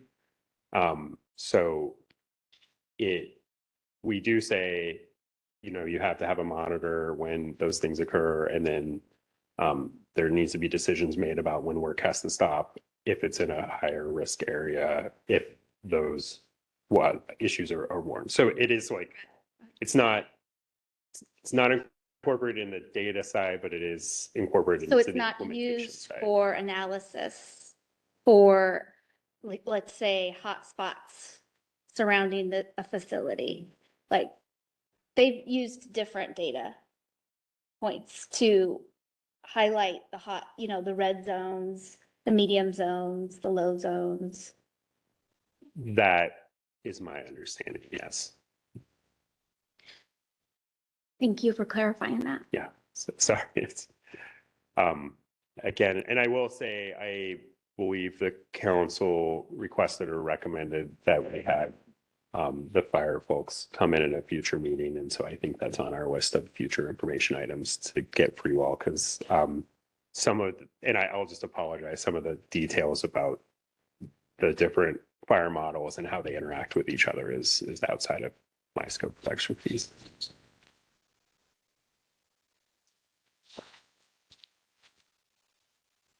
Okay, so thank you for the discussion. So the second side of this is whether the wildfire mitigation plan itself contains adequate provisions for the protections of adjacent cropland. As we discussed, the proposed order did make revisions both to the conditions requiring the wildfire mitigation plan and emergency management plan, and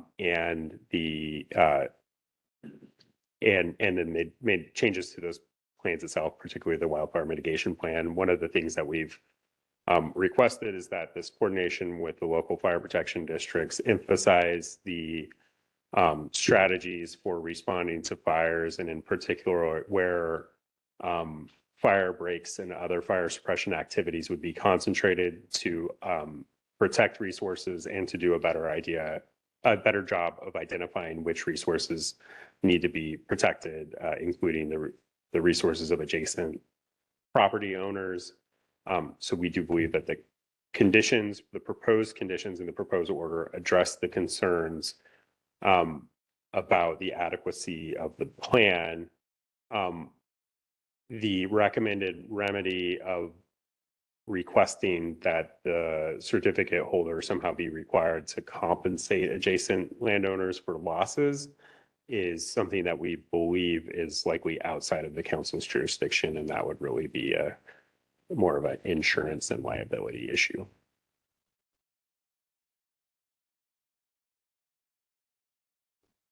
Okay, so with that, that's our recommendation. I'm happy to answer any other questions, but if you could Any questions or discussion? move to the next slide, Nancy.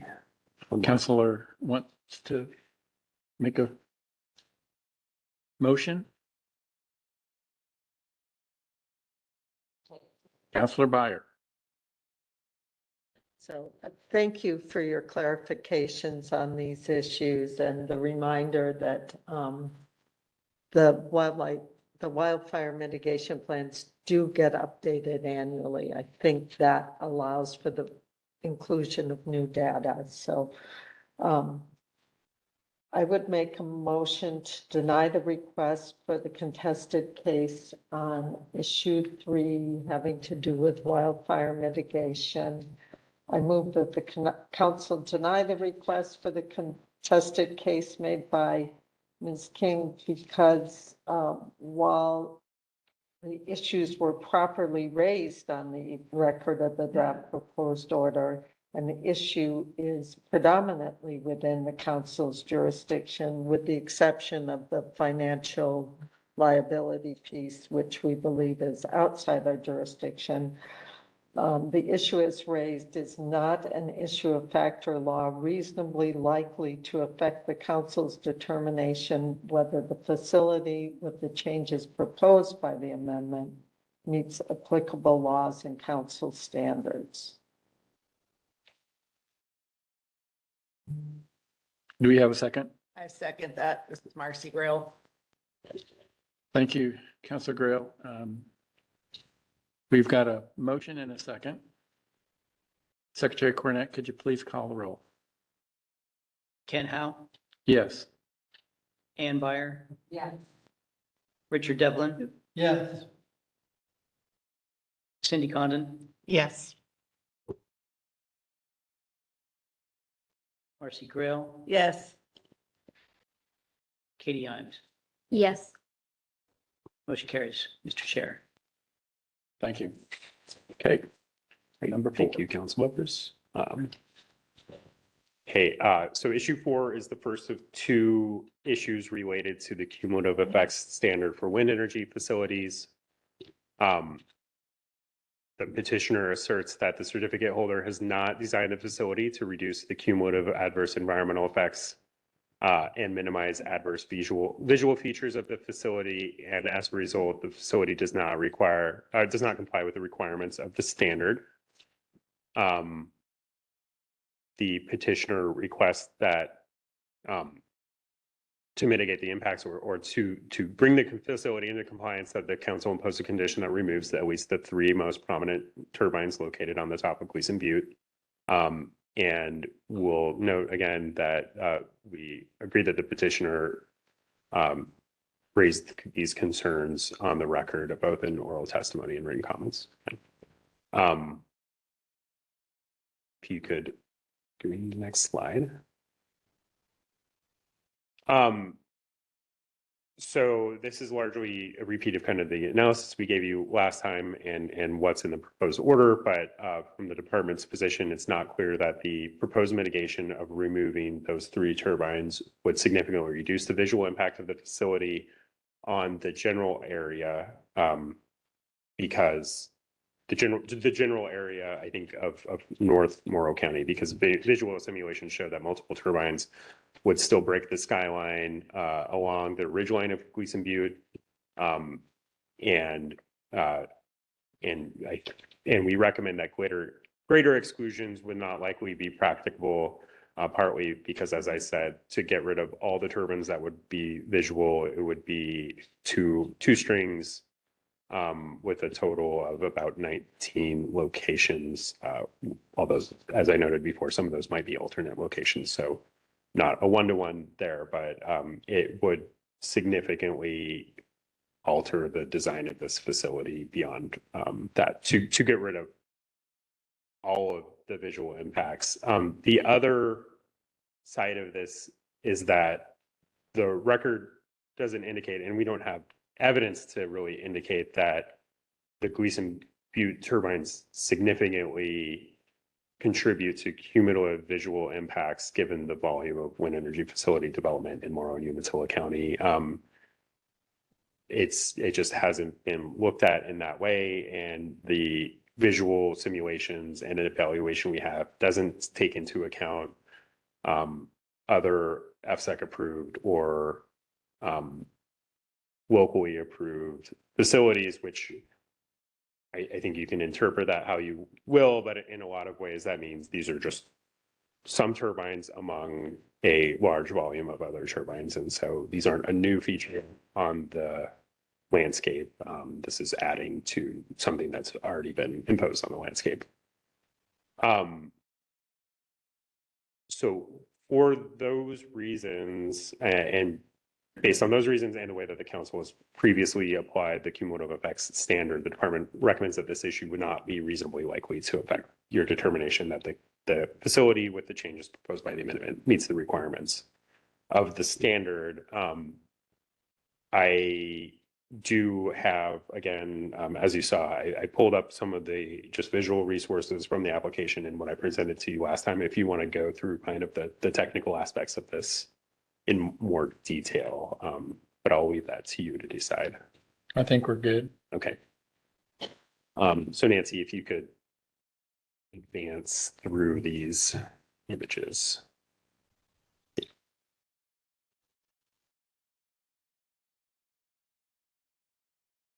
Okay, so I'll leave it to you to deliberate. Again, I'm happy to answer questions, but. Okay. Any other questions? Actually, can you go back to the pictures you showed previously? Just 3 slides, I think. Yeah, tell Nancy when to stop. There, that one. So can you go through the existing conditions and simulate? Are there turbines on that bottom picture? Yeah, it's hard to see, I think, with the lighting in this room. But I can kind of walk through what you're looking at is a view from, I believe, just north of the confluence of Little Butter Creek and Butter Creek, looking towards Gleason Butte. So the ridge and peak towards the center of the screen is Gleason Butte in the background there. On the top is the existing view. The bottom is the view as it would be impacted. Again, what's hard to see is that these are white turbines on a daylight background. So hard to see in this light, easier to see if you're kind of looking on your own screen. The pink bar is the space along the horizon where any turbines would be visible. Towards the and I'm going from memory because I also can't see them right now, but I have looked at this picture a lot. So to the left of the butte, there are some turbines on the ridgeline itself, and then there are turbines on top of the ridge, and you can also see the communications towers that are already there.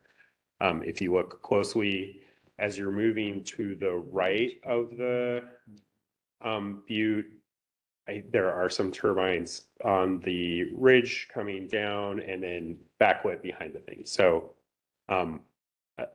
that is kind of the level of impacts of what you would be seeing in the 6 acres. Oh, you can really see it. Oh, yeah. Thank you.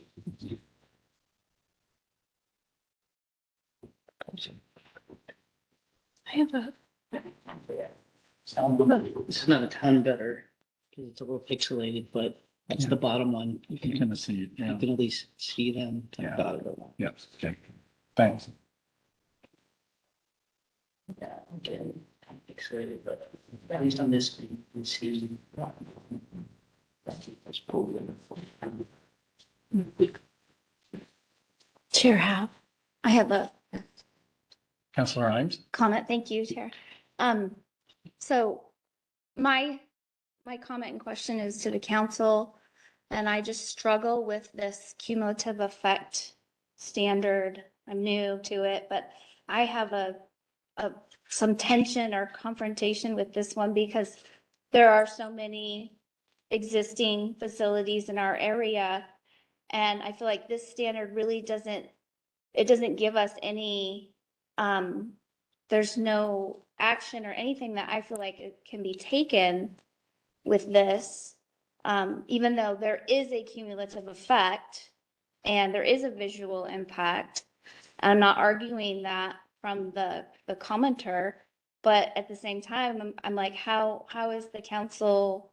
I don't feel like we have any standing on this standard because there's already, has been said, there's already existing facilities. It's like with the very first facility, apparently you had some standing, but now that it's established in the area, in the region, there's no way for us to look at the standard to amend it to the comment, or if it's relevant, right?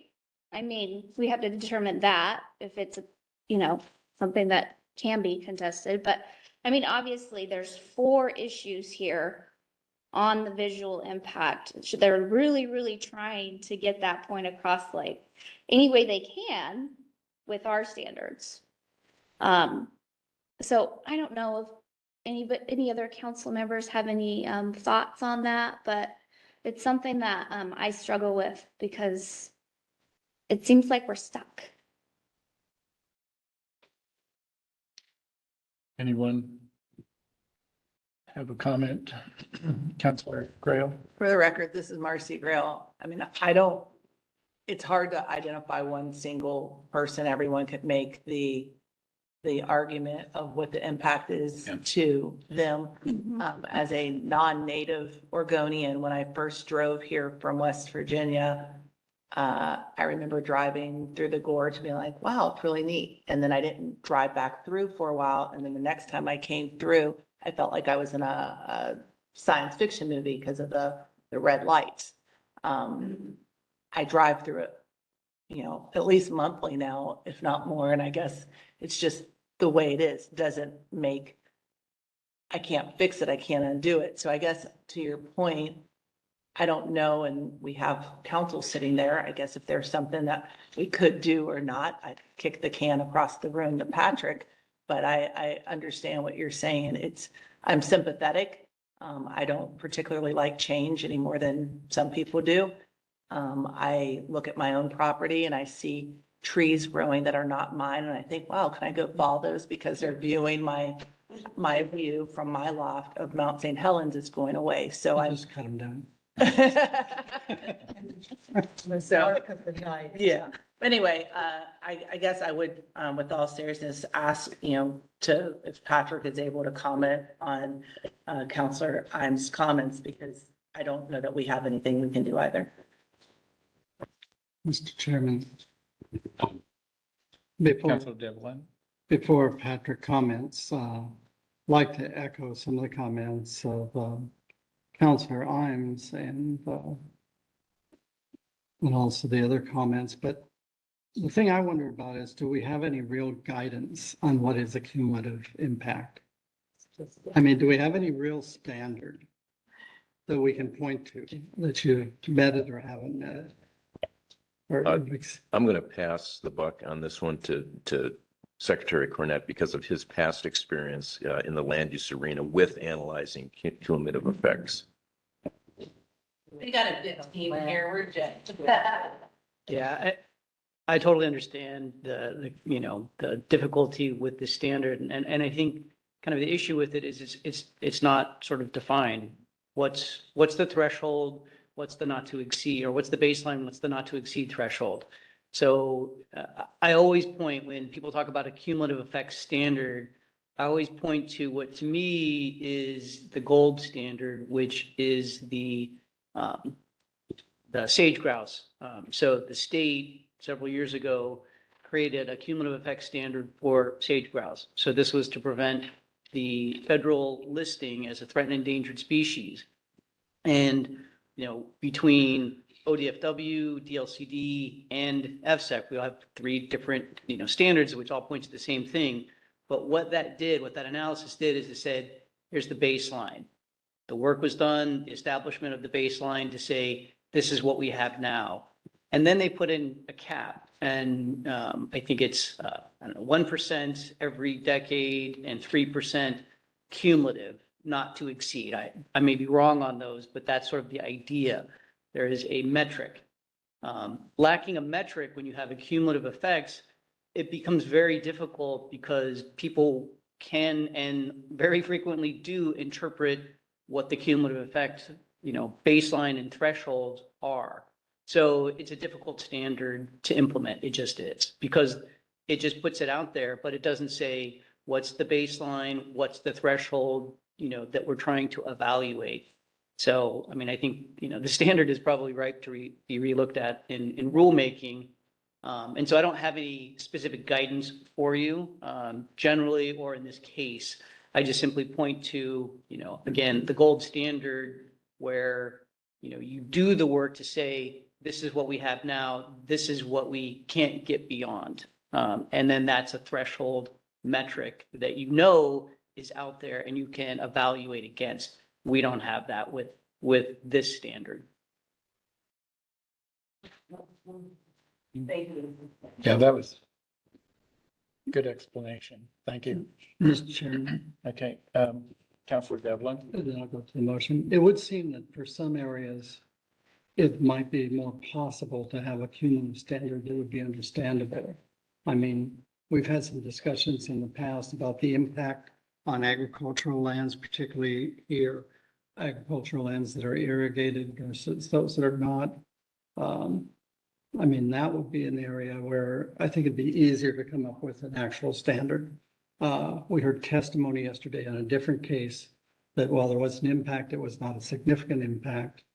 And it was to some extent mitigated, but there could be a cumulative impact in the future. That might be something that we would want to avoid as a cumulative impact. So, and then on the visual side, I'm wondering, coming up to Columbia, once you get out of the gorge, which is a designated scenic area, the windmills start to appear, particularly on the Washington side. So, I mean, I don't know how you could have a cumulative impact in that area in the future, because it's already there. Just saying that for the record. And Mr. Chairman, if it's time appropriate, I'll make the next motion. Proceed. Thank you, Mr. Chairman. Mr. Chair, I move council find that Ms. Wendy King properly raised the issue of compliance with cumulative effects standards for wind energy facilities regarding the reduction of adverse environmental effects and minimization of adverse visual features on the record of the draft proposed order public hearing with sufficient specificity to afford the council, the department, and the certificate holder an adequate opportunity to respond to the issue.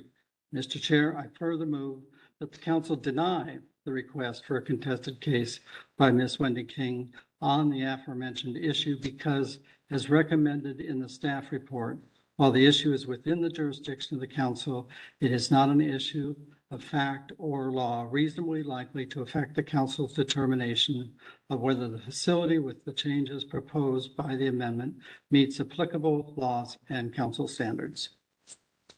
Do we have a second? Cindy Condon for the record, second. Thank you. Vice Chair Condon. So Secretary Cornett, could you please call the roll? Ann Byer, Yes. Cindy Condon, Yes. Richard Devlin, Yes. Marcy Grail, Yes. Kent Howe, Yes. Katie Imes. Yes. Motion carries, Mr. Chair. 4 down, 1 to go. Thank you, council members. So for the last issue, the petitioner asserts that the certificate holder does not adequately address the visual impacts of nighttime aviation safety lighting in the request for amendment, and as a result, the facility does not comply with the requirements of the last section with the cumulative effect standard, which does require minimization of lighting as again, as practical to reduce cumulative environmental effects. Concerns about the visual impacts of the aviation lighting were raised again in both oral comments and written testimony. And so we agree that this was properly raised on the issue. Go to the next slide. I'll maybe reduce this a little bit to say that the fact pattern is generally the same. The concern we believe that the petitioner was raising was really with the prominence of those particular turbines on top of the butte, and then the prominence of the blinking lights that would be on top of them. As we discussed a little earlier, there is a condition in the site certificate requiring the certificate holder to use minimum lighting. That was an existing condition from when this facility was originally approved. We don't know of a way to really significantly reduce the visual contributions of those lights without eliminating those turbines. And again, the department's position is that we're unclear that that could be done in a manner that wouldn't significantly impact the ability of the certificate holder to operate the facility as proposed. We also just noted that the minimum requirements for aviation safety lighting are imposed by the Federal Aviation Administration, not by the state. So there's no waiver of what the lighting requirements themselves are. And I think as council member Devlin noted, that's for good reason. They're important and necessary to protect aviators and aviation traffic. So there's not a lot of specificity in the order, but because there are federal standards set, and because I think underlying issue of the turbines themselves wouldn't be, we don't think there's a way to address that. We would again recommend that this issue is not reasonably likely to affect the council's determination of whether the facility with the changes proposed by RFA 1 meets the requirements of the cumulative effect standard for wind facilities. Okay. Any further discussion by council? No. Do we have a motion? Somebody wants to make a motion? I'll make the motion to Kathleen. deny the request for the contested case on issue 5. Right? Yes. Do I read the whole motion right now, or does there need to Yes. be a second? Oh. Nope, go ahead and make a motion. Mr. Chair, I move the council find that Ms. Wendy King properly raised the issue of compliance with the cumulative effects standard for wind energy facilities regarding visual impacts of nighttime aviation safety lighting on the record of the draft proposed order of public hearing with sufficient specificity to afford the council, the department, and the certificate holder an adequate opportunity to respond to the issue. Mr. Chair, I further move that the council deny the request for a contested case by Ms. Wendy King on the aforementioned issue because, as recommended in the staff report, while the issue is within the jurisdiction of the council, it is not an issue or fact or law reasonably likely to affect the council's determination whether the facility with the changes proposed by the amendment meets applicable laws and council standards. Okay, we've got a motion. Do we have a second? This is Marcy. I second that motion. Okay, thank you. Got a motion and a second. Secretary Cornett, could you please call the roll? Richard Devlin, Aye. Ken Howe, Yes. Cindy Condon, Yes. Yes. Marcy Grail, Yes. Katie Imes, Yes. and Byer. Yes. Motion carries, Mr. Chair. Okay, thank you. Okay, so having denied the request for a contested case, the council does have the opportunity to make your final decision on the proposed order. And this, as far as I understand, you do have the authority to make changes to the proposed order on your own motion. If you do so, those changes would be subject to a material changes hearing, as we've kind of noticed in this agenda. I haven't heard anything specifically, obviously, because we don't know what you might want to discuss, but you do have that opportunity.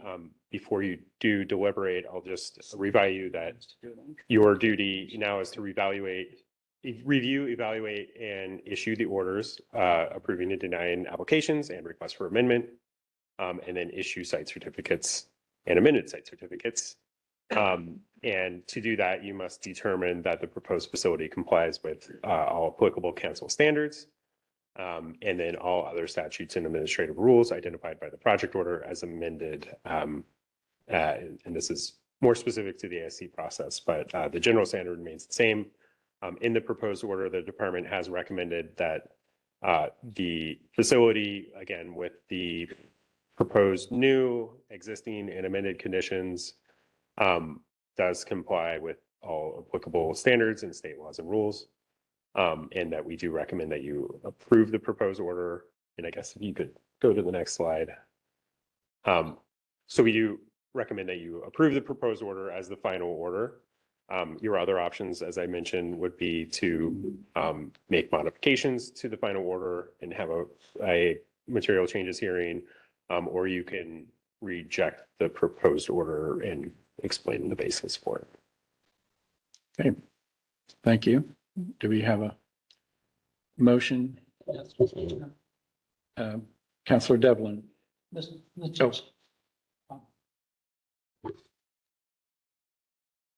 Thank you, Mr. Chairman. Mr. Chair, I move that the council adopt the proposed order as the final order and issue the first amended site certificate for Wheat Ridge East Amendment East as presented and recommended by staff. Okay, we have a motion. Is there a second? Mr. Chair, this is Marcy Grow. I second that motion. Okay, got the motion in a second. Secretary Cornett, could you please call the roll? Before we do that, can I just Discussion? have a little bit of discussion? Sure.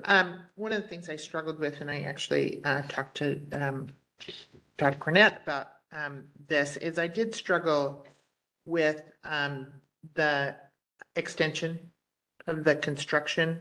And part of it is due to, it's a complicated project because of the splits that happened and the assertion or the decision that construction had started, and so the extension was appropriate, the extension for time was appropriate. Not sure I would have done it that way, but or thought of it that way, but I am curious, are they subject to two extensions for completion? Where are we in the process right now? So I'm a little hesitant to, I'll do my best. So for components in the approved area, which is, up towards the top of the facility, I believe they are getting their first extension with this decision, and they would be eligible for one more if, I believe that's correct, if the limitation in the rule applies. And that's where I'm having a hard time just remembering without going back. For the new sections, this would be like a new deadline, and they would, I believe, be able to request 2 more extensions for the new areas. But we're not,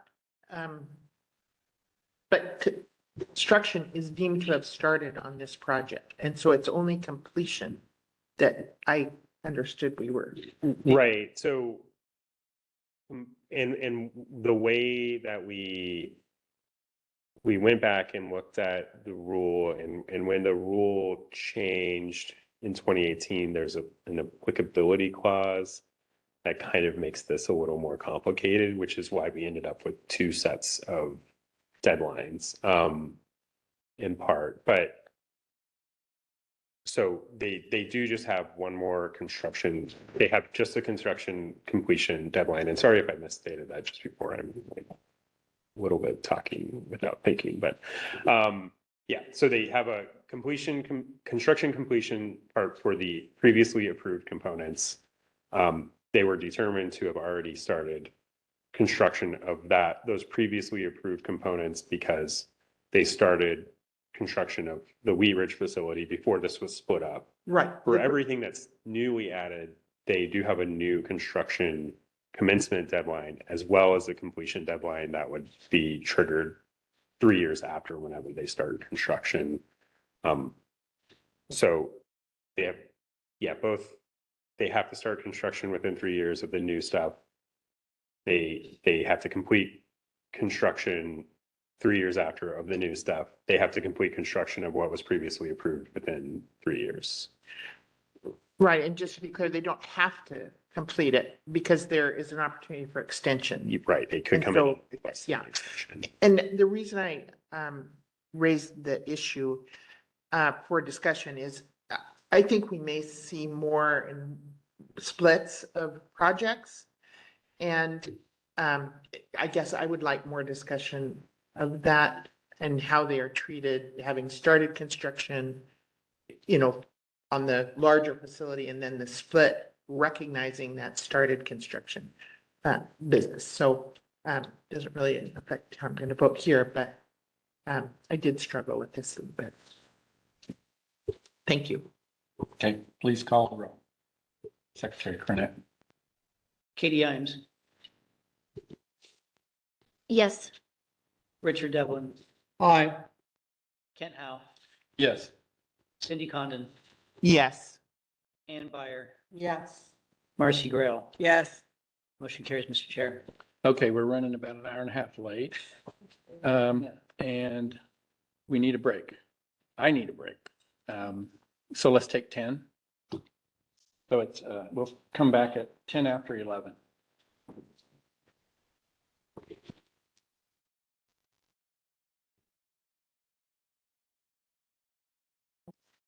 Okay.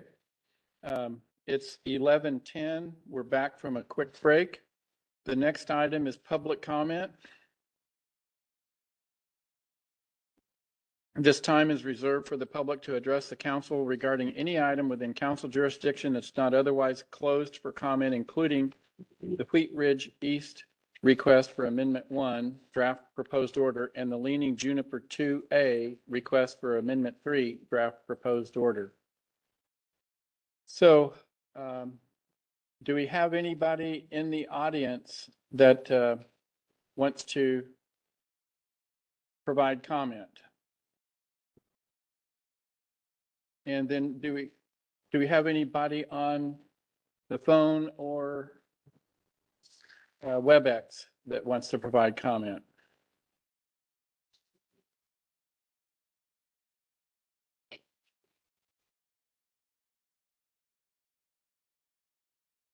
There are no hands raised at this time. We will reiterate that after. Okay, checking. we'll check again. Okay, so Ms. Gilbert. Yes, thank you for We'll give hearing. you a bit here, like 15 or so. Minutes? Mhm. I only need a couple of minutes here Okay. today. Sounds good. Let's see. Mainly I wanted to comment on, there was some discussion about the council not having any kind of definition for significant and this is just, but I just wanted to draw your attention to the fact that Division 1 does have a definition for significant. And so when you're looking at, and it really kind of encompasses a cumulative impacts kind of thing. It talks about duration, magnitude, intensity, and basically significance of the impacts. So that really does accommodate an opportunity to decide that something is going to be significant. And I think that you should just be aware of that in the future when you are evaluating. Go back to Division 1 and what that definition is, because it basically is the same as the legal definition, which is kind of where I started with trying to figure out what significant is. And I think if you look at some of the draft proposed orders, there, it's defined in those orders where you're deciding that there's no significant impact. It really talks about what is significant so that you can make that decision. So, that was the main thing I wanted to bring up. And the one other thing is there seems to be a lot of discussion and concern about whether or not any decision you make is going to cause a precedent. And your decisions are site specific. So I think that, you know, that focus on whether or not, because you allow one thing to happen in one instance, that automatically is going to mean that future requests are going to end up with having the same result is pretty unreasonable. You're here to make decisions. If it were as simple as that, your rules would just say, everybody gets this. And one size doesn't fit all.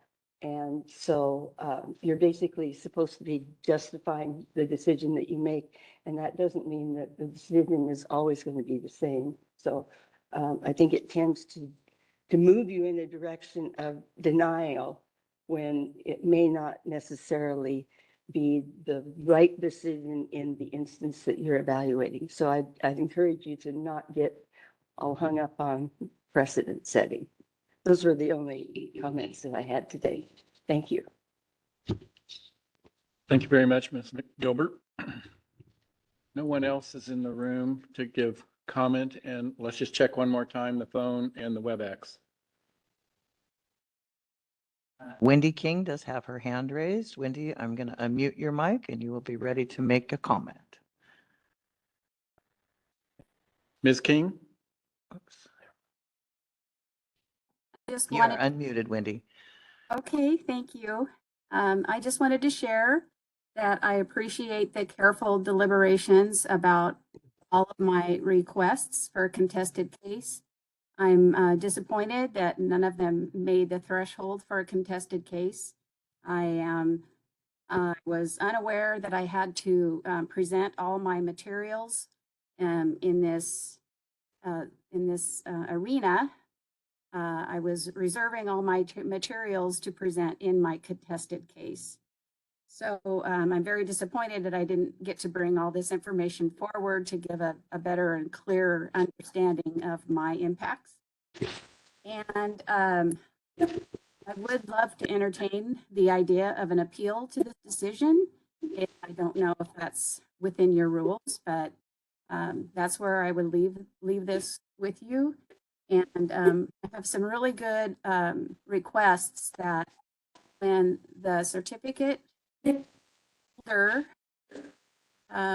seeks local or local coordination with, for instance, the weed person or the firefighters, that consultation may need to also include the landowners adjacent to the facility so that they can provide a more coordinated means of communication and response that will help in the general community rather than just work separately between the responders and the certificate holder. I think that would be valuable information to share and work together with.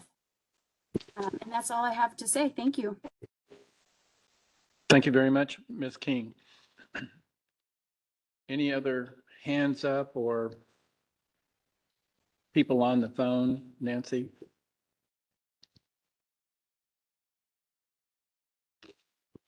There are no other hands raised.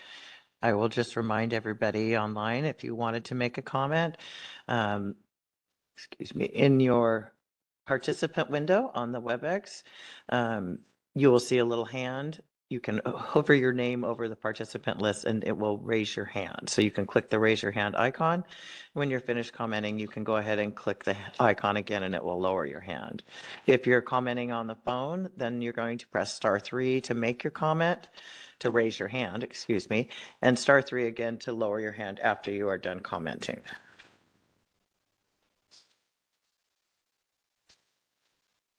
There are no other hands raised at this time. Okay. No one in the audience, no hands raised and no *3s on the phone. So I'll close public comment and we'll move on to the next item, which is the Leaning Juniper 2A request for Amendment 3. Council decision on any submitted requests for contested case, possible material change hearing, and public notice of hearing to adopt final order. Chase McVeigh Walker, Senior Siting Analyst, will present an overview of the facility. Great. Thank you, Chair Howe. Good morning still, members of the council. For the record, my name is Chase McVeigh Walker, Senior Siting Analyst at the Oregon Department of Energy. And as Chair Howe just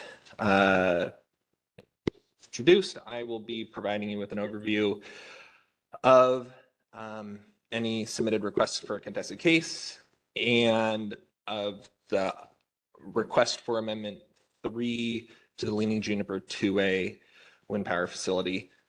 Ultimately, leaving it up to you for council deliberation and potential action on the proposed order. Next slide, please, Nancy. Oh, well, I just went over this. Next slide, please. Thank you. As I summarized in the staff report for this agenda item, the council issued the site certificate, the original site certificate for the Leaning Juniper 2A wind power facility on September 21st, 2007. The facility was approved and was designed to be divided into two sections, Leaning Juniper 2 North and Leaning Juniper 2 South. Since its approval in 2007, council has authorized two site certificate amendments, one in 2009 and one in 2013. The final order on request for Amendment 1 authorized the construction and operation of up to 84 wind turbines and related or supporting facilities within a new site boundary area, which was referred to as Leaning Juniper 2B. The previously approved facility components and site boundary became or were referred to as Leaning Juniper 2A. And then in the final order on request for amendment 2, the Leaning Juniper 2 facility was separated into two site certificates, the Leaning Juniper 2A site certificate and the Leaning Juniper 2B site certificate. As it currently is built, the Leaning Juniper 2A wind facility is an operational wind energy facility located within a site boundary of 6,404 acres. The facility consists of 43 wind turbines with a maximum blade tip height of 492 feet and a peak generating capacity of approximately 90.3 megawatts. The certificate holder for this facility is Leaning Juniper Wind Power 2 LLC, whom themselves are a wholly owned subsidiary of Avangrid Renewables LLC. And the facility is located entirely in Gillum County. Next slide, please. Request for Amendment 3 seeks council's approval for wind turbine upgrades to 36 of the 43 turbines. And those upgrades would include replacing the wind turbine rotors, the nacelles, refurbishing the turbine generators, and reinforcing the turbine foundations. Additionally, the installation of a new 34.5 kilovolt collector system and the decommissioning of 2 of the 43 existing turbines is also included. Approximately 396.2 acres is proposed to be temporarily disturbed within a proposed repower corridor, and I'll get to figures on the next couple slides. But the repower corridor itself is entirely within the approved site boundary of the facility. And lastly, the amendment request seeks an amendment be made to condition 27 to lower the above ground wind turbine blade tip clearance from 30 meters to 21 meters for the 36 turbines to be upgraded. Next slide, please. Okay, so these next 2 slides are an actual figure of the approved site boundary and the proposed repower corridor and the locations of all the turbines. So the approved site boundary is the black polygon, and the proposed repower corridor where all disturbance would occur is everything within the purple boundary. And you can go to the next slide, please. And this is the northeast portion of the facility. The previous slide was the southeast portion. Okay. Now, next slide, please. I'll get to the procedural history for this amendment request. The certificate holder submitted its preliminary request for amendment 3 on September 22nd of last year, 2023. Following review of the preliminary request for amendment, the department issued a determination that additional information was needed in November of 2023, and the certificate holder provided responses to the department's requests for additional information in December of 2023. The department reviewed the certificate holder's RAI responses and determined that the amendment request with the responses contained sufficient information, and the certificate holder submitted a complete request for amendment in February of this year, February 14th, 2024. The department issued its draft proposed order on the request on February 29th, 2024, and concurrently issued a public notice which established the public comment period for the draft proposed order and identified the date of the public hearing. At the public hearing, the department, or during the DPO comment period, the department received 4 comments on the DPO, 1 public comment, 1 from the reviewing agency, and a comment from the certificate holder, as well as a response to comments from the certificate holder. Following receipt of the comments, well, council reviewed the DPO last month, which included an overview of or summary of the comments received, and our DPO. Oh, yeah. And then following council's review of the DPO, the department issued its proposed order last month as well on April 24th, and concurrently provided a notice of request for a contested case. The deadline for the deadline to request a contested case was May 24th, and no requests were received. Next slide, please. So for council's scope of review, council must determine that the preponderance of evidence on the record supports the following conclusions: that the facility with the proposed change complies with the applicable laws or council standards that protect a resource or interest that could be affected by the proposed change, and that the amount of the bond or letter of credit required is adequate. Next slide, please. So this slide, I tried to identify the standards for which were not modified in the proposed order, but I think it's actually easier to just say what standards were included changes, and that was the retirement and financial assurance standard and the organizational expertise standard. Specifically, there's 3 conditions that we did discuss in the council's review of the DPO, but I will go over those changes to the conditions in the next slide or 2. Next slide, please.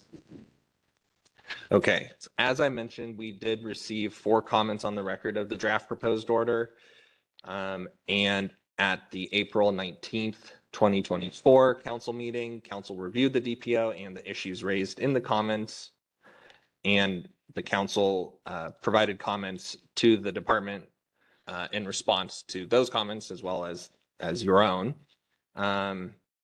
specifically regarding the consistency of the evaluation of both the organizational expertise standard and the wildfire prevention and risk mitigation standards.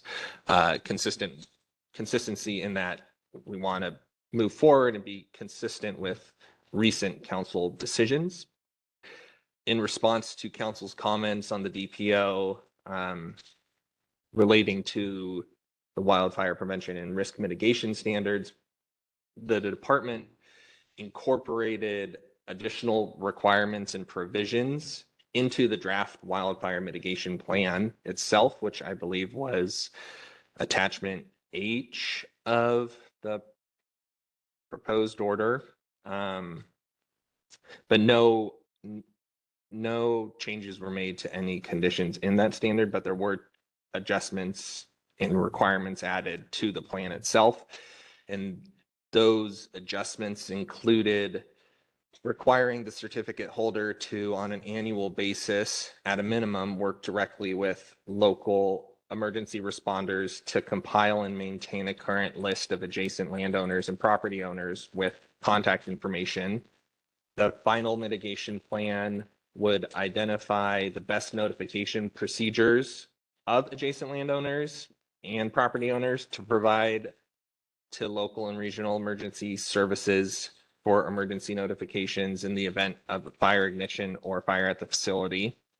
Additional updates to the plan included a requirement for the certificate holder to consult with local fire districts as well as local emergency management professionals and local utilities to receive and incorporate input as appropriate about the location of temporary fire breaks needed in the event of a fire on or off the site. Additionally, the plan now would require that during construction, the certificate holder or its contractor would work directly with, okay, just said that, yeah, with local emergency responders for the property owner information. So that was the changes made to the plan itself, but no changes were made to any conditions in that standard. Next slide, please. The condition changes from draft proposed order to proposed order. We did review our recommended changes at the last council meeting, but these are the changes. We recommended that site certificate condition 27 as written or as represented in the order reflect the language presented in attachment A of the order. For consistency's sake, the language didn't match, and we viewed it as a minor correction as we were just making the language the same as what was making the language in the order the same as what was represented and proposed in the site certificate. So it just was making it the same. Changes to conditions 30 and 122, that was in retirement and financial assurance. And those changes were to remove the word appropriate from both of the conditions.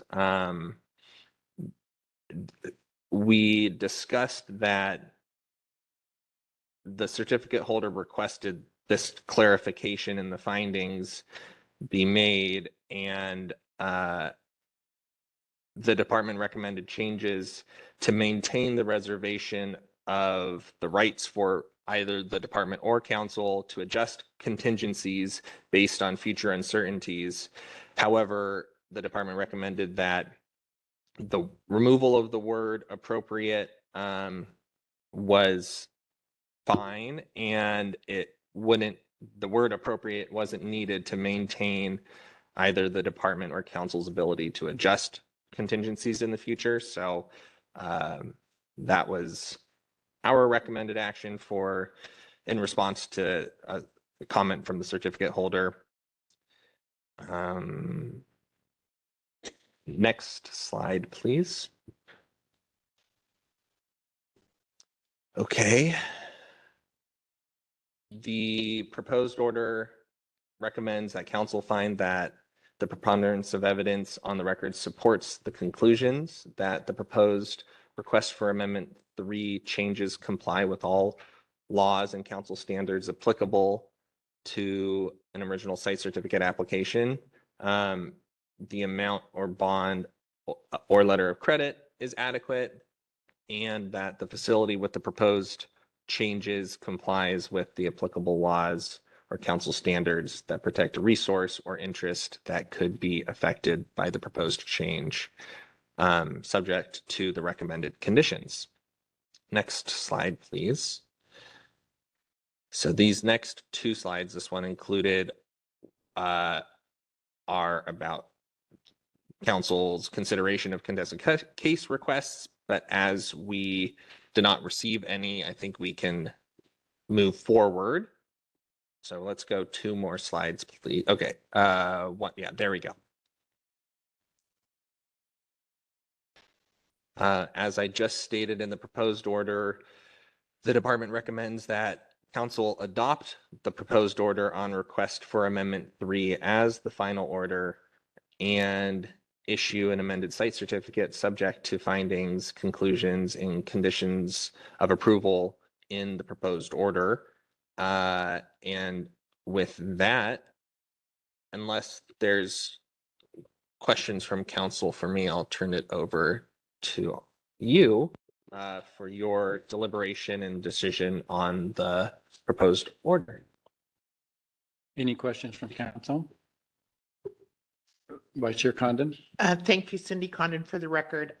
I'm just curious on the change in language from construct facility to design and operate. And that construct is, as I read it, not included there anymore. And I just think of construction as a primary element of a facility or step in the facility, and one we have spoken to a lot in project proposals and certificates. And so is it purposeful, the elimination of construction, or am I reading it incorrectly? The facility is constructed and is operational. And Right. so the proposed changes would be repowering the existing 36 of the existing turbines, which we have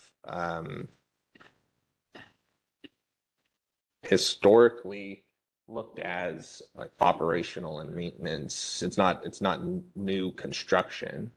Okay, so, and I think that's maybe my misunderstanding, that when we shift to, later decisions, once constructed pops out of the wording or the language. And so it presumes no further construction without another amendment. There's specific definitions for, like the start of construction, what constitutes the start of construction. Yeah. Okay. Thank you.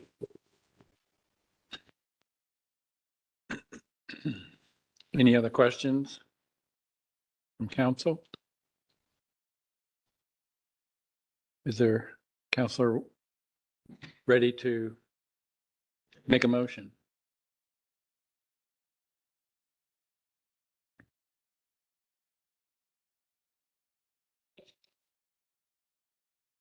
For the record, this is Marcy Grail. Okay.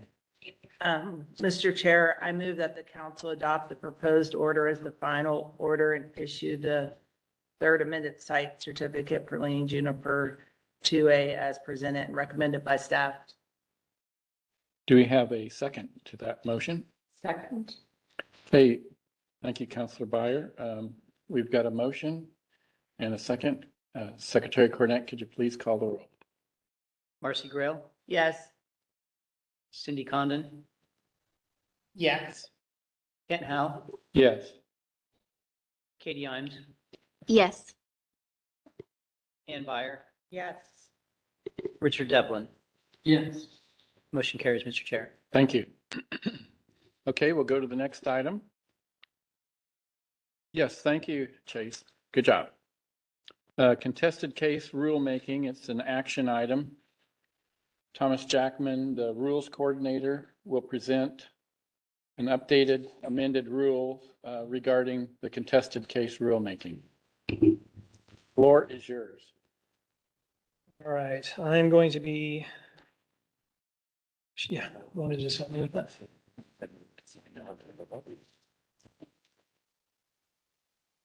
There's me. Okay.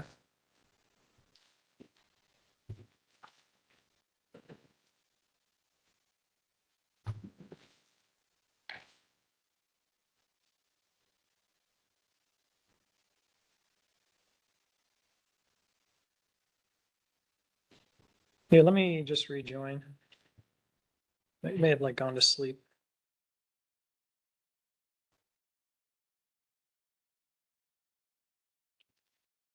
Enjoy your 2-minute break for a second.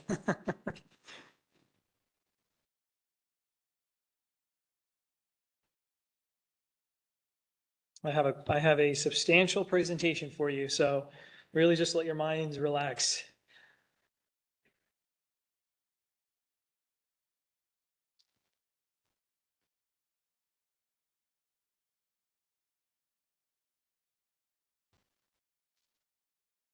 Okay, I rejoined.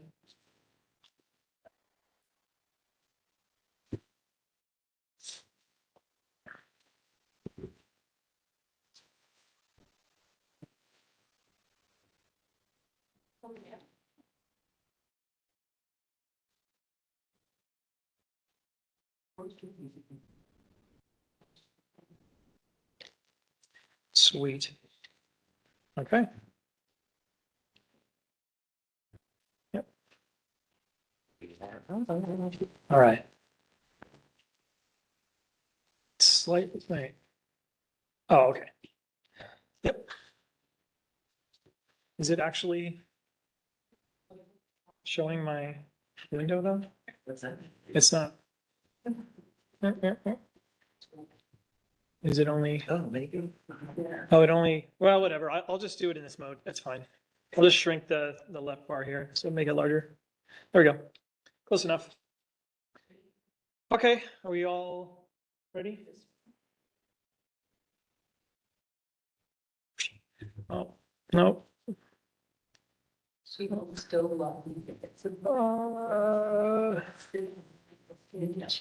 Somewhere around here. Okay.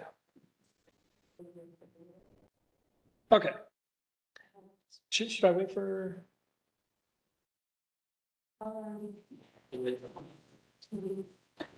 Okay, I'll wait 1 minute. It's fine. I authorized the break, so. Yeah. Should tell me there was a break. I would have left him. You're corrected, it follows.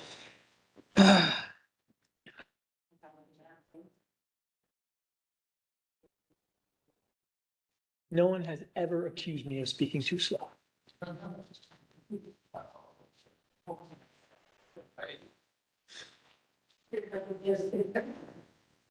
We just lost somebody.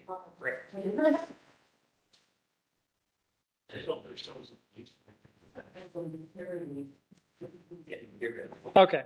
All right. So we are here today to discuss the contested case rulemaking. So just brief overview of the agenda. We're going to go over the background of this rulemaking very briefly, kind of bring you up to speed on how we got here. I'm going to review what this rulemaking is trying to do, which is going to be sort of similar to what the review I gave you at the last council meeting where we discussed the contested case rules.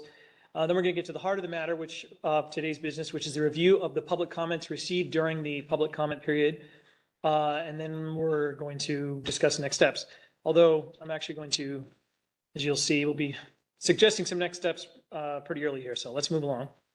All right, so we are at the end of the formal public comment period, which would traditionally be the point at which I would present the sort of staff's response to the public comments received, and then council would be able to adopt permanent rules at this time if they so chose. For a variety of reasons, we are going to be suggesting that we actually restart I don't know why this slide, the notice of proposed rulemaking period. So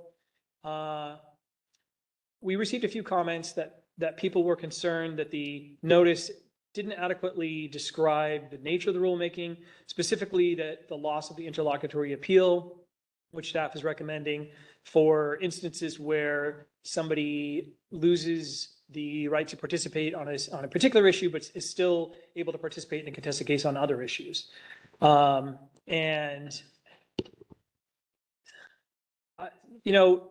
Frankly, I don't know if that issue alone would have persuaded us to restart the notice, because I mean, it's time and money to sort of redo this process. But there were some additional concerns. Staff is also going to be proposing not major language, but some additional language that we felt more comfortable proposing, given that nobody's had a chance to participate in public comment on those additional proposals. So sort of like, well, if we're going to maybe redo it, then let's take advantage of this opportunity. So And then there were some other additional comments from people who just wanted more time. And so obviously restarting the public comment period would grant them their desires as well. And so for those reasons, maybe each of them by themselves wouldn't have been enough to propose going back, because it is a significant decision. But in total, in sum of all those things, we do feel we are going to be recommending that council direct us to restart the notice of proposed rulemaking. And that would be sort of two things. One, staff's recommending that we pull forward all the comments that we received for the first notice of proposed rulemaking, to the extent that we did not adopt the recommended changes. So essentially, you don't have to, if you're just going to make the same exact comment regarding the same proposed language, you don't need to. You can if you want. Although I would recommend that, obviously the previous argument wasn't persuasive, so maybe look for some new arguments if your goal is to try to get us to move on an issue that we did not recommend. Yeah, so council will have a chance to deliberate on this issue at the end, but just so you know, this is important I wanted to get this out in the beginning, because obviously by restarting the notice of proposed rulemaking, we don't need to finalize everything right this second. So if there's anything that we're sort of on the fence about or unsure about, we're going to now provide the public an opportunity to sort of weigh in on what I'm about to say right now, which will then, in a council meeting or two, we will then meet, and then at that point, we'll need to make some decisions, hopefully. All right, does that make sense to everybody? Anybody have any questions about that? All right, so let's get into it. So as we've discussed previously, there's sort of 5 major tasks we were trying to do with this rulemaking. It's a big rulemaking. We made a lot of changes. So one was to reorder and reorganize the rules, which you can sort of see in the draft rules, and we'll go over briefly. 2 is to update the rules to reflect the proposed adoption of the Office of Administrative Hearing model rules. There were some questions about that in the public comments, so I'm going to dive a little bit more into that one here in a second. Number 3 was to improve the consistency of the rules and ensure that we, wherever possible, totally and perfectly match Oregon law and other administrative rules. Number 4 is to improve the clarity of the rules. This was a big sort of push. There was a lot of confusion during these previous contested cases from participants who weren't sure what things meant or, how that worked. So we, took a look at it and we're saying, what did we intend or what did we mean here? Of course, if you thought it meant A and we're telling you, no, sorry, this was vague, but we meant B, it's going to feel like this is a substantive change. But it is staff's position that these changes that we put in this category are really clarifications of what was intended by the rules. And then number 5 was to improve the efficiency of the contested case. We only made a couple of suggestions here, but this is where we didn't intent was not to hide the ball, but we didn't specifically call out that included removing the ability of the interlocutory appeal in some cases. So yes. So again, the first 4 were sort of organizational and clarity, and then sort of this 5th category was some actual changes, relatively minor, but that does include the removing the ability for interlocutory appeal in some cases, as I previously mentioned. And we'll go into that a little bit more later, but just wanted to highlight sort of what this rulemaking is before we get into the weeds. So does that make sense to everybody? All right. So the first change, nobody had any issues with, so I'm not going to spend a lot of time on it.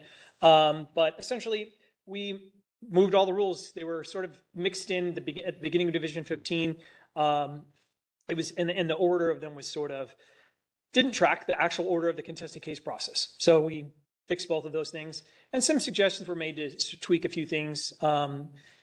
Somebody suggested that we split 475 into 2 rules, and we did. So now it's 475 and 480 because it was kind of combined a lot of concepts, and now each of those rules is sort of more focused, and you're not going to lose that what's in 480 just by looking at the headings. Okay, so let's go to sorry. Any questions about this first change? I don't want to does it make sense to everybody? Everybody feels good about this one? Okay.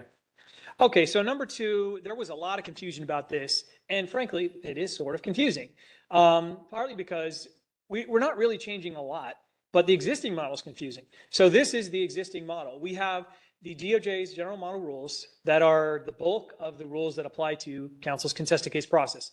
And then we have a smaller subset of rules in Division 15 of OER 345 that basically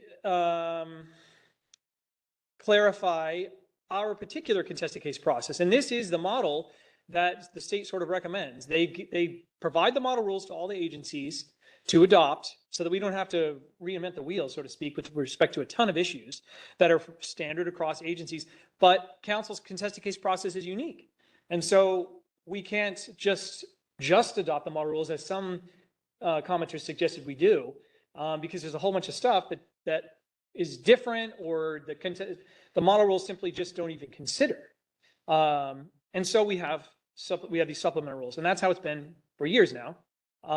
And so what we're proposing is to do three things, really. By switching that bubble on the left from the general model rules to the other set of model rules, also written by DOJ, that was designed for the Office of Administrative Hearing. They're in the same division. They're just they're like right after you got these model rules, and then it starts over with the other model rules. And we're just going to switch from this set to this set. And so the goal was, again, to improve the efficiency of the process by adopting model rules that the OAH ALJs are more familiar with. Some agencies are required to use the OAH ALJs. The council is not. But for agencies that are required, they have to use the model rules for the OAH model rules. And so the OAH ALJs are very familiar with those model rules because they use them for all those other agencies. And so we thought, well, why not swap to their model rules, since we have been trending towards using the OAH ALJs, and that's likely to continue. We're not required to by statute. We could use anybody else and have in the past, but it's worked pretty well. So the hope is that they're very familiar with their model rules, and by switching to them, we can make the process more efficient. The second change would be to increase the clarity on issues that the current model rules are silent on, such as motions for summary determination, how a hearing officer is appointed, and several kind of discovery-related matters that the general model rules are silent on or say very little about. And then the third one, which I hadn't really highlighted previously, but I wanted to bring out now because it is something that we tried to do, was to reduce, if not eliminate, any potentially confusing overlap between the model rules and council supplementary rules. There were several concerns raised by commenters that, like, how do we know which set to use? Well, it shouldn't be a question that is determined in that moment. It should be clear from the rules themselves which one applies in which instance.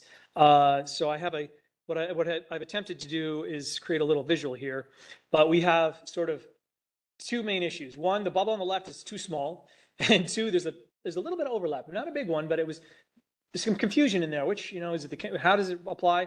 Well, the rules said the council rules are always apply, but there was still some confusion. So rather than rely on just that generic sort of rule that says the council rules are always apply if there's a conflict, we attempted to sort of identify any conflicts and eliminate them. And we did that by saying in the rules, notwithstanding what it says over there, this rule applies. So there's no question about which one supersedes.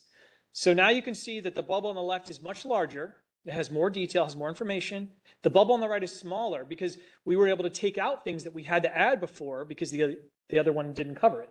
So now that these model rules are bigger, we shrunk council's rules. We took out quite a bit of language that we don't need anymore. And we made it clear where the council's rules are, where there would be a conflict if we didn't mention it. So, which the rules now do.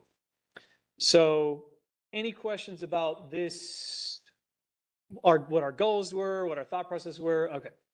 All right, we're going to touch on it a little bit more because there was, when I get into the public comment section, but I sort of wanted to highlight that right here so you have some context. Oh, and then, because having sort of two sets is confusing, staff is sort of recommending that council direct us to basically just make a unified set. This isn't like an official set.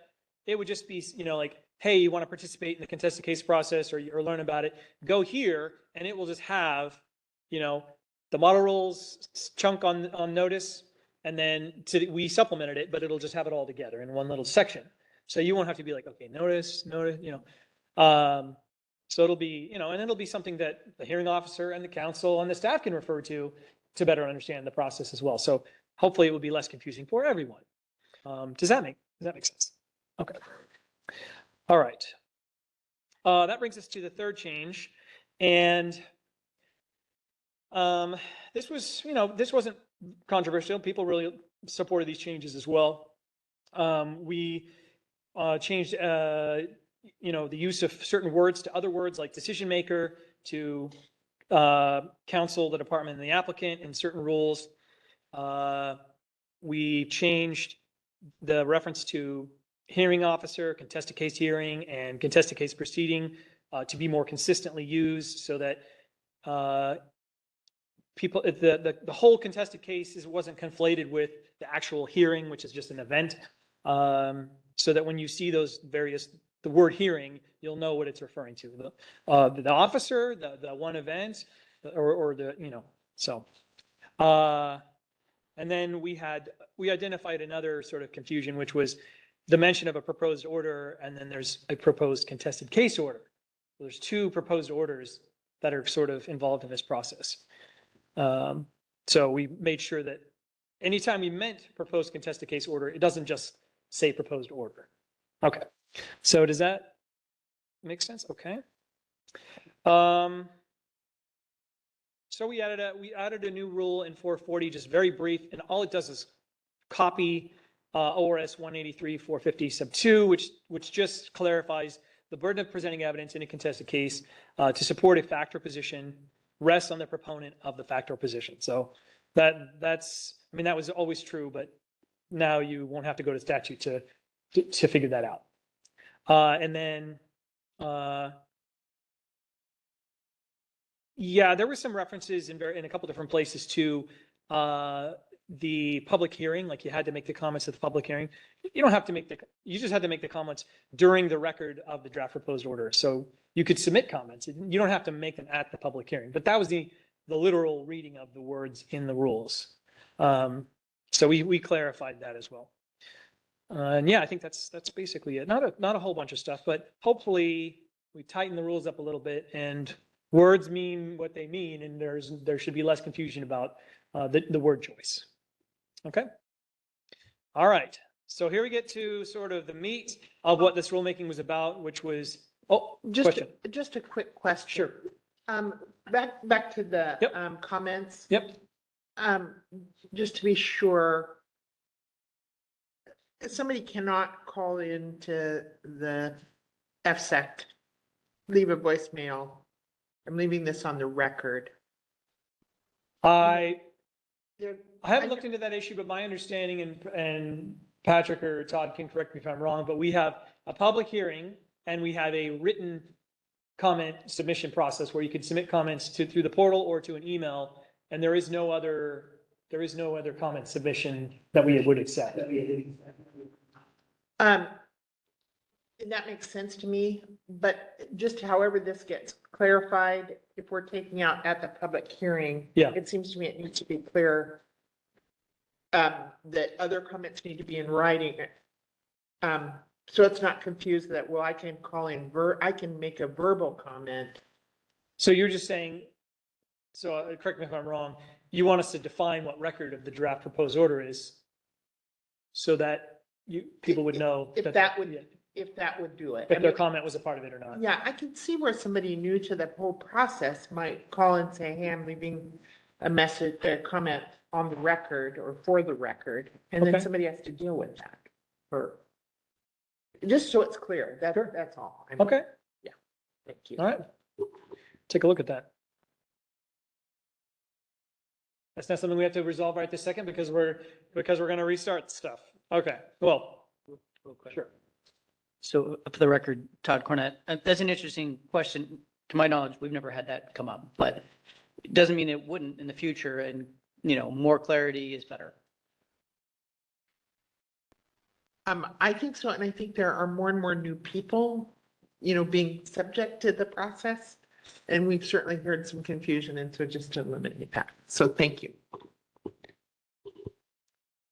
Okay, so if you have any questions about any of these, feel free to let me know. I'm just going to kind of run through them for the record, but I'm not going to dive into these too much for the purposes of time. We discussed them at the previous council meeting. And to the extent people had issues with any of these, where you're going to hear about it when we get to the public comment section. But this was the big sort of bulk, heavy lift of the rulemaking. We clarified what it meant to qualify as indigent by adding some additional language to that definition. We clarified that a hearing officer has the power to stay a contested case proceeding for various reasons. We clarified that proposals for new site conditions, certificate conditions, must be related to issues on which a party has been granted standing. We clarified what the governing provisions are for a contested case. That's just the rule language that applies to the contested case process. What is and is not part of a complete and current record. Evidence submitted by parties must be part of the schedule established by the hearing officer. So this is sort of related to the other issue of like, you know, what is on the record of the contested case itself. So we've clarified that. So might as well do the same for the DPO. What other electronic means when that phrase is used is that it includes email. Obviously, these rules are pretty old, so we're just clarifying that you can email as well. What it means to be sufficiently specific, which was very spicy topic at the beginning of the RAC, but I really feel like the RAC, you know, generally and in the public comment generally, sort of concluded that we accomplished our mission here, that we clarified what this sort of confusing, vague concept means, and that people will be hopefully more hopeful and more certain that they're meeting this bar in the future, which is related to a whole bunch of other issues as you're going to see. Because obviously failing this is a sort of a cascading issue that then leads to other issues. So clarifying that was critical. How responses to petitioner requests by the department and applicant should take place. Better defining what a party is versus what a limited party is, which has been super confusing in prior contested cases, and now it won't be for whether you're happy about our clarification or not. It's going to be crystal clear what this means. How the pre-hearing conference works. That party status is set after the pre-hearing conference. The previous rules talked about it, but didn't say when that took place. That an amended order is required if party status is granted as a result of an appeal. How waiver of an issue occurs throughout the contested case process. So the current language suggested you had to bring up your issue at every single point throughout, you know, like the pre-hearing conference, for example. So we clarified that. Once you're granted an issue, you're not subject to a waiver. Who is allowed to file responses to exceptions at the end of the contested case process, and how the council uses the exceptions and the hearing officer's proposed contested case order when issuing its own final order. So there's a whole bunch. And some of that went over real well, and some of that, as you're going to see, people had some issues with. So any questions before we dive into? All right. Sounded good. Okay. All right. So then the final one category, again, there weren't that many changes, but one of them was sort of more, again, spicy for lack of a better word. So the first thing we did was we tweaked what is required when submitting your information when you want to participate in a contested case proceeding. I mean, frankly, we've received just voluminous, sort of hard to decipher requests to participate, and it makes it challenging to understand what the person is alleging. So this is sort of a help us help you help us sort of a thing where we're now requiring that you have to have a statement, a short and plain statement for each issue, so then we can identify, okay, you have 3 issues, and what are those? And then more easily say, okay, these 2 you're good on, and this one you're not. And that's just, you know, designed to speed things up. But that is a new requirement. Chair Howe? Tom, Yes. For the record, this is Marcy. So for my clarity, this is a statement that the individual is going to make. This is not something that staff's going to write. Correct. This is the requirement in 415 is when you're asking to participate in a contested case, and you have to identify with sufficient specificity the issues on which your request to participate is related to. And so we are now saying that when you submit that request, you must separate each of your desired issues that you want to participate on in a separate statement. I think this is Marcy again. I think that's fantastic. I just want to make sure I wasn't confusing because I believe a member of the public previously had criticized that their intent was being something. So that should eliminate that going forward. Yeah, that definitely is a related issue, because obviously if what you submit is sort of hard to decipher when we translate it, because we're going to need to understand how to deal with it, there's an increased likelihood we're going to misconstrue what was intended by the person. So really, this is a sort of, we're forcing people to give us what will be the most beneficial to them. Thank you. Just an observation that we just went through a contested case hearing, and the person requesting the hearing did a really good job of laying out the issues, which allowed Christopher to be responsive to each of those issues, and certainly made it much easier for us as a council to weigh those issues. So we have a good model, and this, I think, provides that guidance to the public, which will help them. And as you said, that helps us. Absolutely. And we're also looking at things like outside the rules, how can we make submission of comments during the DPO period sort of naturally meet this standard, rather than just say, here's a box, give us your stuff. That sort of encourages people to just do sort of an info dump, looking at modeling, give us the issue, give us the standards related to, give us your facts, sort of forcing people to give us the information in a way that we can best respond to it, and that people will be able, and it forces them to kind of realize what the elements are. Just to follow up on, I thought the comment from the public on the issue, the statement, thought that the ALJ was making the statement. And does the ALJ get the statement from staff? Were they using a staff? Oh, go ahead.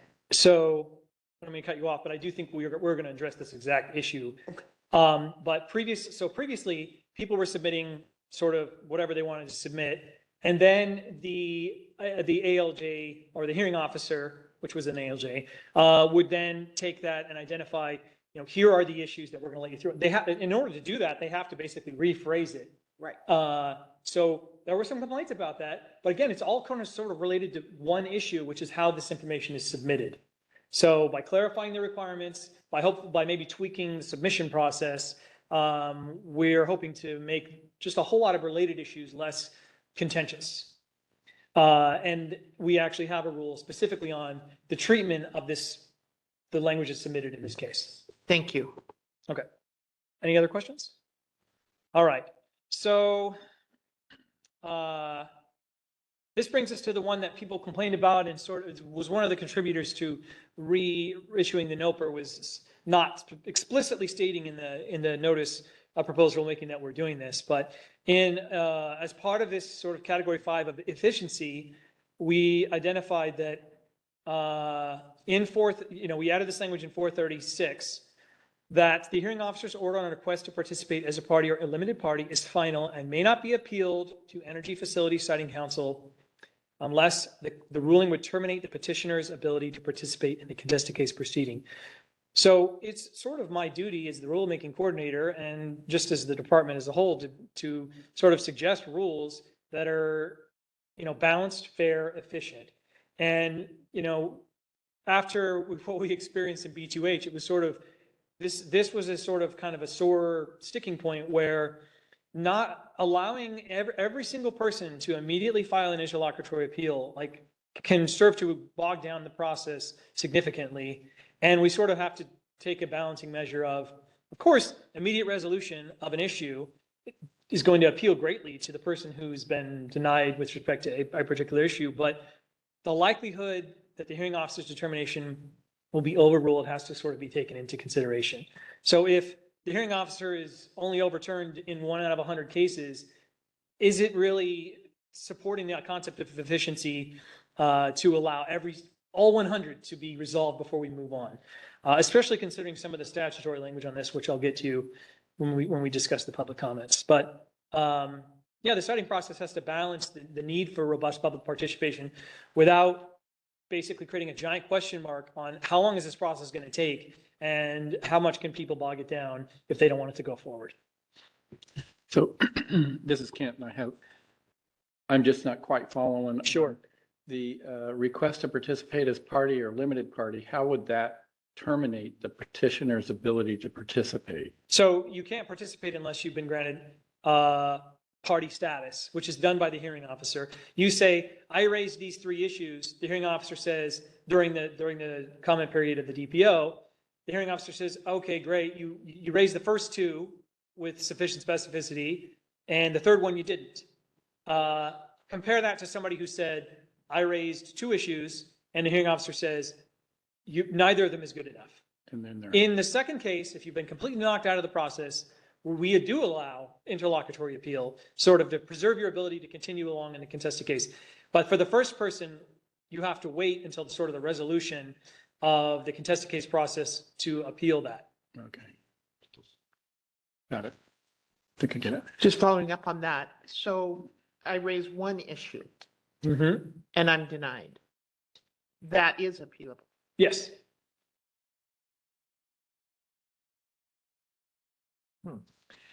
It kind of is interesting how how people might raise issues. It would make someone think, I should, if you have a really strong issue and you feel like it did really well, then maybe don't also add 20 other issues. Right. If you're concerned that or maybe you care about those more. Maybe just raise those issues then. It makes people be sort of judicious in how they want to participate rather than just hit you with the fire hose of the contested case process. Yeah. And of course, if you want to participate if you have identified 20 issues, then you should raise them all you should have raised them all with sufficient specificity during the DPO, and then you can proceed with 20 issues. There's no limit to the amount of issues you can identify and participate with. The question is, how do we balance the process in a way that sort of limits the ability for people to essentially raise infinite number of bad issues, but then one of them is good, and then you get rejected on the other 9,999, and you want to appeal all of them. So there has to be some sort of balance somewhere. So yeah, it may feel arbitrary to say if you raised a bunch and you get rejected with some, you can appeal on you have to proceed forward. But if you only raised one, you got rejected, then you can appeal. But the balance is what would allow people to participate. If you can continue to participate, then we're going to take away your right to appeal. But if you've been completely knocked out, then okay, yes, we will let you slow the process down a little bit to be able to restore your participation on the only issue you cared about that got knocked out. Thank you. Okay. So it's not perfect, but there is, in our view, there is no solution that would make everyone happy. And this is sort of where we tried to create the balance.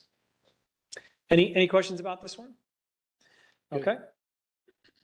All right. So, and then I just had some thoughts on this, as I kind of alluded to before, that every effort is being made as part of this rulemaking and just as part of our own internal look to clarify how best to submit a comment during the DPO public comment period so that it can hold up to review, so that you don't have to, you either know early, okay, this isn't a fully cooked idea. I have an issue, but it's not good enough to kind of move forward with it.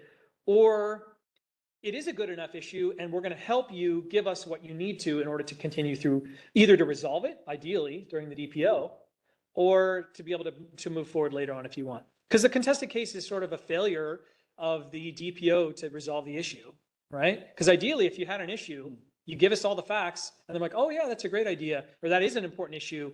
We do need, we did miss this one thing, and we can resolve it right now when it's cheaper and more efficient to do it, instead of a person thinking, well, no, the contested case is where I want to resolve this. I'm going to hold back information and raise it later. No, you need to raise it at the proper time. Chair Howell, Yes. I would just like to say, I think if we perhaps state the goal is to resolve issues at the lowest possible level, the soonest possible level, like that might help the public understand to what you said. The end goal is not to have a contested case. We don't need a show. We don't need to go through the thing. If we can resolve it lowly, it's like a grievance process, right? You want to do it down here, not end up in arbitration where you can't control the outcome. And I think that for me is the emphasis. While we're all engaged, you have a better chance of getting an outcome that might be favorable versus, not that the hearings officer doesn't, know, but anyway, that's been my perception as I've been listening. Good. Cindy Condon, for the record, I'm just curious during the DPO, just since we're talking about it. And as people are learning more and more, and I think we've heard more and more clear and concise statements than when I first started anyway. That if council doesn't hear in the DPO, maybe it hears an issue specific, but not a standard, not a specific standard mentioned. If that's something we can ask, and then it becomes part of the, like, what standard are you? Well, that's one of the reasons why we're looking at creating a template where if you were to submit a comment, we wouldn't necessarily force people to do it this way, but basically put your issue here. Now click on the drop-down box and select the standard it's related to. So you can't move forward until maybe you could say other, but at least you have to think about it and make a choice at that point. Secretary Cornett. Yeah, for the record, Todd Cornett, yeah, Vice Chair Condon, thanks for that. And yeah, for us, it starts at the public information meeting for the notice of intent, trying to prepare people. Who are we? What are we doing? How does our process work? But then very much more specifically at the completeness public informational meeting. I talked earlier, Chris is going to be doing a public information meeting on Sunstone here next Wednesday. We want to build in a little bit of a tutorial on how to use the public comment portal, and that needs to be, I think, refined, and we want to get people to use that as much as possible. But, even though they're not obligated, they're under no obligation to do it or even do it in the way that we've designed it. But we tried to design it so it's exactly what Tom just said. What's your issue? What does that relate to? What standard does that relate to? A specific section, page number in the draft proposed order, a specific section in the application, so that, it's not just, for somebody who doesn't understand how our process works, they have a legitimate issue, but they don't know how to convey it in the way that is needed for our process. We need to educate them. Now we put that information in the public guide. How many times do we state that yesterday between the staff, and Chair Howe as the presiding officer about timely, sufficient specificity tied to a council standard? We really try to hammer that, because then once you get to the contested case, they haven't done it. If they haven't done those things appropriately, then they haven't met the level of getting into a contested case. So part of that is going backward in time and making sure that we educate everybody to the greatest extent possible. Thank you. That's helpful. And I'm just thinking we're part of that education process as well, both receiving education and then providing it when we hear it. And that is the lowest level. After staff, when it's at the DPO and there's not a whole lot of time to adjust that comment. So I appreciate that. Thank you. So yeah, as it says on the third bullet point there, the DPO public comment period is the most efficient time to address concerns by the public. And it is the reason that fact is the reason the deadlines exist, to I help people realize that. Okay, so now we're going to briefly go through the changes that staff is going to propose as a result of the comments that were received. So there's quite a few. A suggestion was made to change the use of council in every rule, the first use of council to energy facility siting council. Because if you're new to this and you're just like going to a specific rule to learn something, you might not know, what does council mean? We're in it and we know what that means, but it makes sense to use the full use of the phrase in the first instance of each rule. Modifying Rule 403, subsection 4, to clarify that lay representation is allowed when participating in a contested case proceeding. So the previous rule language was sort of confusing on this point, but there's a statute that says you can't preclude lay representation. And so we now have a rule that says exactly that. So it's crystal clear. So we added some language to 415. I've got all these numbers memorized now, but 415 is the rule where it's the rule that describes how you would seek to be participate in a contested case as either a party member, full party member, or limited party member. And so there were some concerns raised that that rule as written didn't account for some stuff that was in the model rules that we're leaving behind. And it now states that that language is also in the new model rules. It's literally the same language. So to the extent there was confusion before, we just added this in here to basically point out, no, the same criteria is in the new system as well. So, okay. So we added to Rule 403, which deals with notice, that a statement that person's requesting, this is the notice that that the department has to issue, that it also has to include a statement that person's requesting a contested case should state whether they are requesting to participate in the contested case proceeding as a party or a limited party. This is in statute. Somebody brought this up as a concern that this wasn't a part of our rules, and so we added it. Modifying the layout of 415 where it talks about what sufficient specificity is.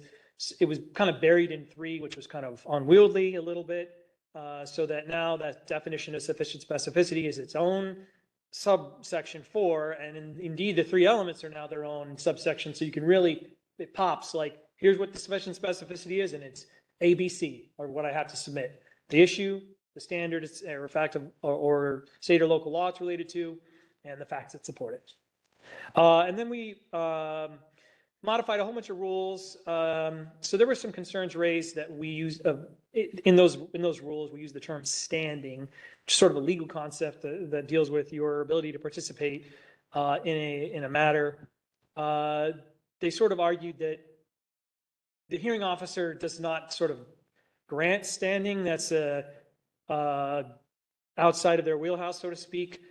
And we agreed. So we replaced standing with other language, but ultimately, and there's not really a huge impact here because the rules are very explicit that the hearing officer does determine who can participate.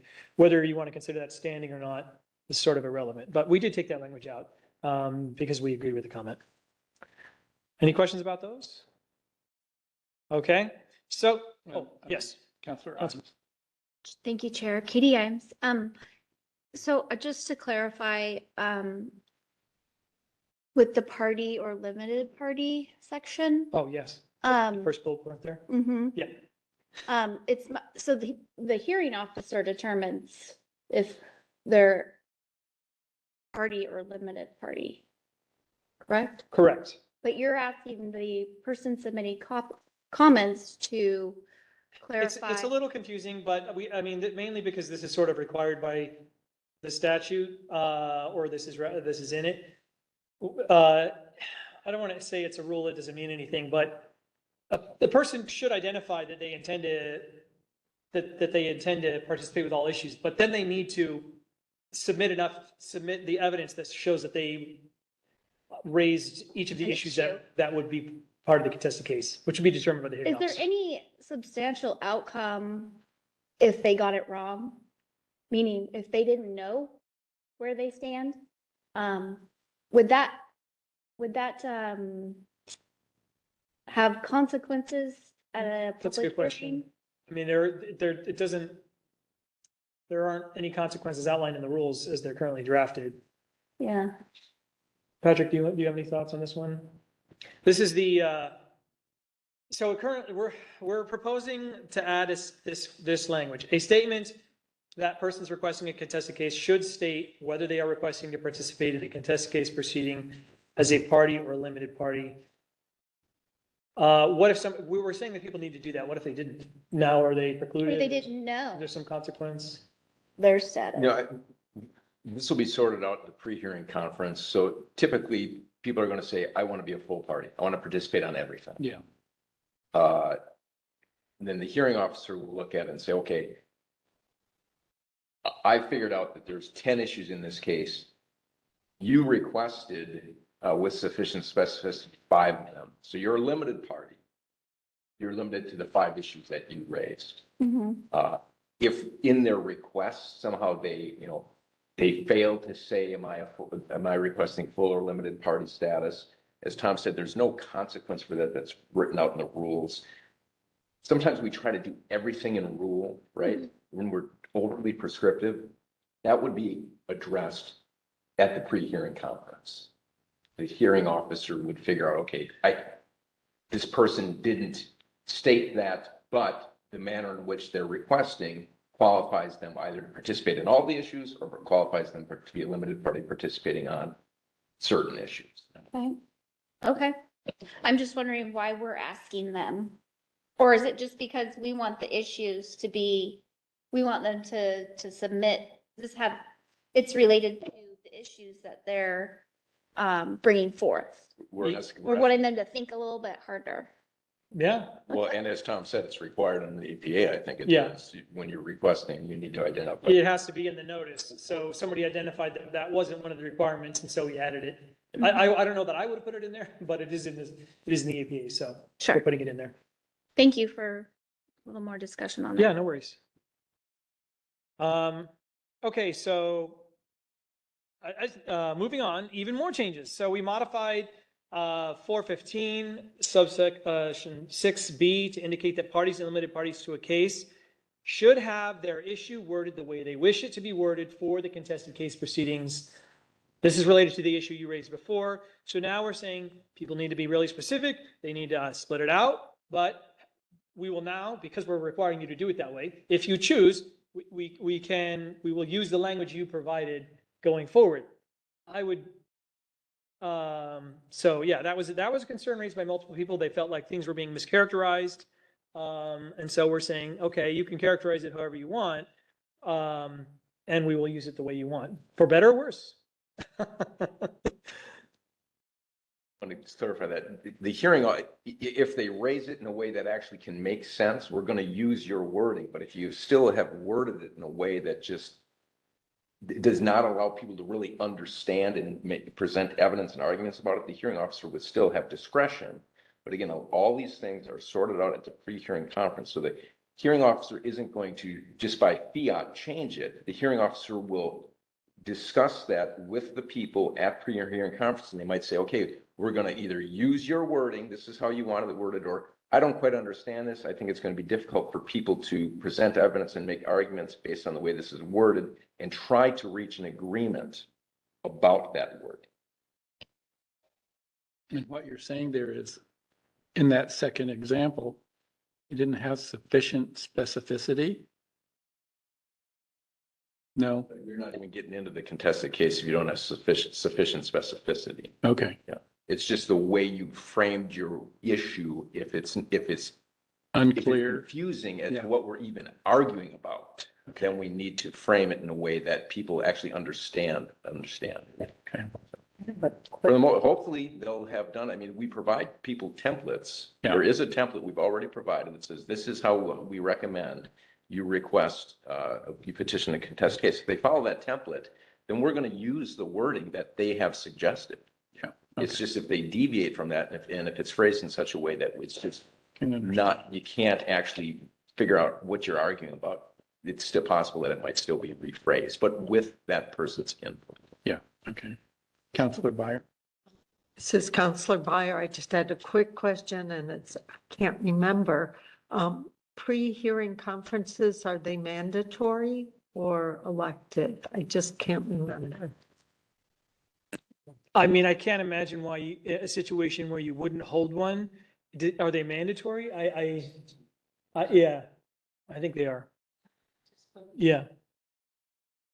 It's all hinging on having that Yeah, the pre-hearing conference is where you sort of lay out everything, the issues, how you're going to proceed, the service of documents. Yeah, you couldn't really proceed in an organized manner without it. So, yeah. Okay. So moving on to the second point here, adding subject to exceptions in ORS 469, 370 subsection 5, to OER 345-15, Rule 415, which again is the one where you're applying to become a party member, to make it clear that there are circumstances where a hearing officer may consider an issue in a contested case proceeding that was not raised at the public hearing on the draft proposed order, maybe even at all, much less with sufficient specificity, if it meets two specific criteria that are laid out in statute, where essentially the department failed to follow procedures, or the proposed order differed materially from what people had a chance to comment on. So if you didn't, if we're adding something at the last second, you never had a chance to comment on it, then obviously, in statute, you were allowed to then proceed, even if you didn't raise the issue previously, because you never had a chance to. So that was, again, always in statute, but now it's in our rules it's clear in the rules as well. So, okay. And then there was concerns about how we defined indigent in the rules. We used at or below 100% of the federal United States poverty level. Some concerns were raised by a couple of people that nobody uses 100%. And after some research, I concluded that they were correct. And so we changed that to 125%. No one has ever applied for this. It's not really that significant. It alleviates a few filing concerns or participation or things you have to do as part of the contested case. But especially now that we do almost everything electronically, it sort of doesn't apply. It's not, I don't foresee this being used much. And it has indeed, to my knowledge, never been used. No. Okay. We updated Rule 405, subsection 4G, to clarify the circumstances when the hearing officer can limit issues in a contested case. There were some concerns that the way it was phrased, the hearing officer could sort of arbitrarily limit the issues. I don't know why they would, but now it sort of lays out the criteria that the hearing officer would use to limit the issues. Spoiler alert, it's whether or not you've raised the issue with sufficient specificity, but it's in there now. So whoever raised that concern, hopefully they're happy with our solution. Adding per the schedule and means set forth by the hearing officer to the end of 445 to clarify how the schedule is set for the submission of evidence during the contested case proceeding. There was some confusion about that fact, so now it's in there. That we've added that language to address that concern. And then, as I mentioned to previously, somebody was concerned that 475 was too large for the heading. The scope of the rule was too exceeded what was indicated by the heading. And I totally agreed. So we split that up into two rules now. And then 475 dealt with basically the hearing officer creating the draft proposed contested case order. And then 480 now deals with what council does with that. So let's see. There's even more. So we made it clear in Rule 475 that exceptions to a hearing officer's proposed contested case order are filed with the council. There's been confusion in the past. Do I file my exceptions to the hearing officer's proposed order, contested case order, with the hearing officer, or do I do it with council? So it's now clear that it's with council. Supplemented for clarity, Rule 405 to state that the council shall appoint a hearing officer to compile the record of the contested case proceeding, and supplementing 405.3 to state that the hearing officer shall maintain a complete and current record of the contested case proceeding, including sort of vague. The rules said that the hearing officer had to compile the record, but of what? So we just sort of added that language to make that clear. And then modified the last sentence of that same rule to remove references to appointing a council member or department employee as a hearing officer. Some concerns were raised that we would ever do that, and that would be a conflict of interest. And indeed, the council is free to appoint whomever it wants, but there's no reason to sort of highlight that in rules and to sort of, given the highly unlikely scenario that council would ever do that. So we took that language out. Any questions about either of those? Okay. Okay. So now we enter a couple of rules. These are pretty minor, but since we were going to be proposing a new notice of proposed rulemaking, we felt sort of comfortable making some additional recommendations that people will now have the opportunity to comment on during a public comment period. One was we updated the rule authority for every single contested case rule to more clearly identify the statutory authority that the council has for that particular rule in question. Two, we modified 405, 4G, which details the hearing officer's role to include the following language. Quote, review and rule on petitions for party or limited party status consistent with the requirements of OER 345, Division 15, 415, including limiting, and then proceeds to the traditional, the other language. So this was done to make it explicitly clear, because it wasn't in there, that ruling on petitions for limited party status or party or limited party status is one of the hearing officer's roles. So, yeah, I mean, there's 405 lays out the roles of the hearing officer. Later, it says the hearing officer has to do this, but it's sort of, this is one of the things in there. So we added that just to make that crystal clear. That is one of their main responsibilities. We added some language to that, to 415, that making it clear that the department and applicant or certificate holder are parties to the contested case proceeding with the right to participate on all issues, AKA full parties, which was sort of perhaps understood, but now it's in there. And then modifying a person to other persons in the same role to reflect that more than one party can participate, to request to participate as a party member. And then, any questions about those? Okay. Modifying Rule 430, subsection 3 to change persons to parties or limited parties, as this is the rule that describes that the hearing officer is granting party status. And at this point, they are no longer persons. They are parties or limited parties to the contested case. Modifying 440 as follows, quote, in a contested case regarding an application for a site certificate or amendment to a site certificate, each party or limited party bears the burden of presenting evidence in supporting, mouse wheel, sorry. In support of facts that party or limited party alleges and or positions they take on any issue, they submitted a petition for party or limited party status on which the hearing officer determines they may participate. So it was sort of vague as to how the parties were limited in the arenas in which they're required to present evidence. It's only with respect to the issues on which they've been allowed to participate. So they don't need to present any evidence. They don't have any burden with respect to anybody else's issues. Modifying 440, subsection 3 as follows, quote, in a contested case proceeding on an application for a site certificate or on a proposed site certificate amendment, any party or limited party may address material changes to actions to be taken under site certificate conditions that are suggested during the contested case proceeding. So this is just clarifying what it is that you're commenting on in the event site certificate conditions are proposed during the contested case proceeding. So nothing crazy there, but these are just some little tweaks that we thought would be helpful, and people can now comment on them should council choose to redo the notice proposed rulemaking. Okay, so that brings us to the end of the changes that we're going to make. So now we're going to, and just as a quick aside here on this slide, nobody commented on the fiscal impacts other than to comment on the cost to participate in the rules generally, but not specifically that our proposed rules are going to make things more expensive, which is what we're required to examine, the fiscal impact of the rule change, not the underlying framework.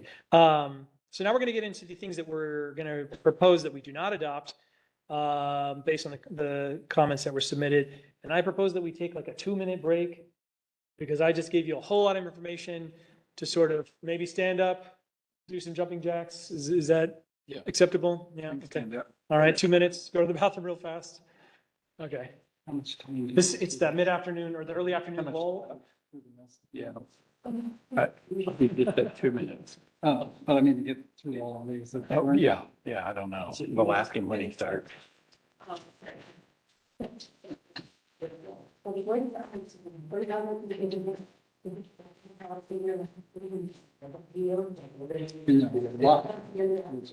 Yeah, this is good so far, what I'm seeing.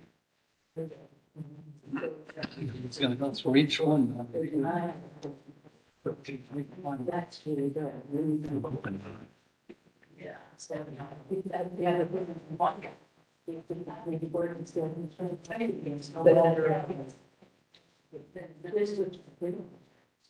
But it's not. Right, but you're going to be notified. Like I was in my house, you were he would. Okay, no worries. I mean, I need you to submit stuff to start off with. Yeah.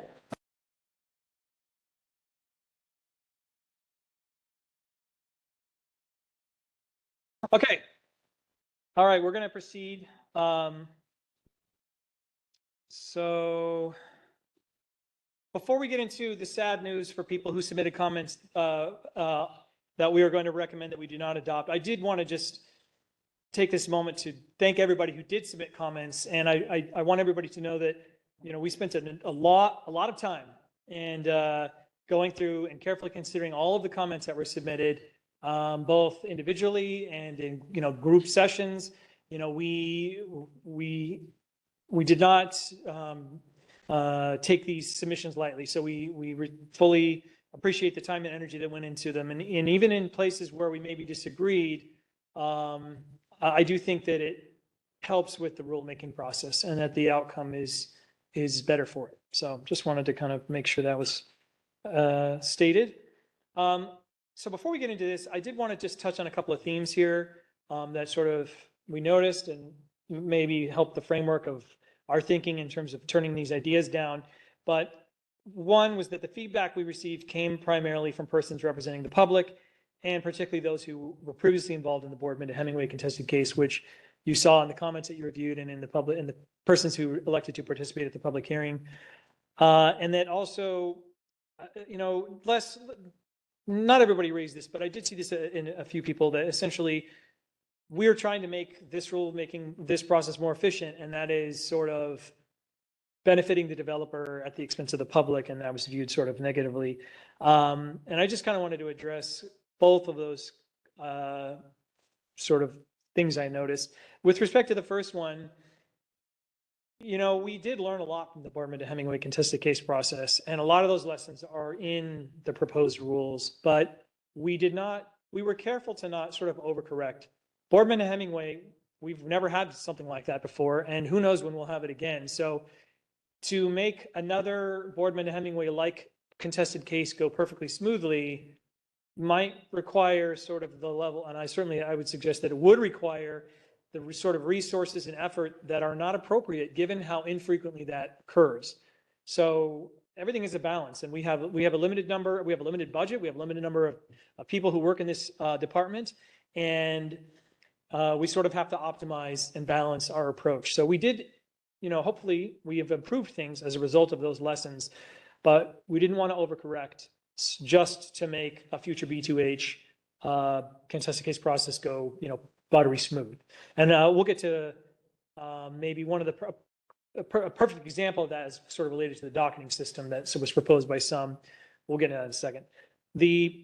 With respect to the second point, I just, really feel strongly that everybody who wants sort of an optimal outcome of within the statutory framework of projects that meet the standards that council is required to make a determination that those projects meet, that process is as efficient as possible, that we get to the end as quick as possible, especially considering that, comments were made about how expensive and complicated and long this process is. So part of our thinking is how can we make this process more efficient so that it's not super time intensive and super expensive for people who oppose projects. So everybody who is committed to sort of the optimal outcome should also cheer efforts to make the process more efficient. Obviously, that doesn't mean everybody's going to be happy all the time, but the goal is to sort of make a balanced approach to making this process work as well as we can make it work. Okay, let's get into it. So, just kidding. Three more things I wanted to just briefly come. One, as I already suggested, many suggestions, as you saw, from the public were adopted. So there was quite a few. Two, was that a lot of the issues that people had are really just a matter of timing. It's not that staff is opposed to what the person is suggesting or requesting, it's that the time to participate in the requested manner is earlier in the starting process. And as we've discussed several times at this point, that time is during the public comment period of the draft proposed order.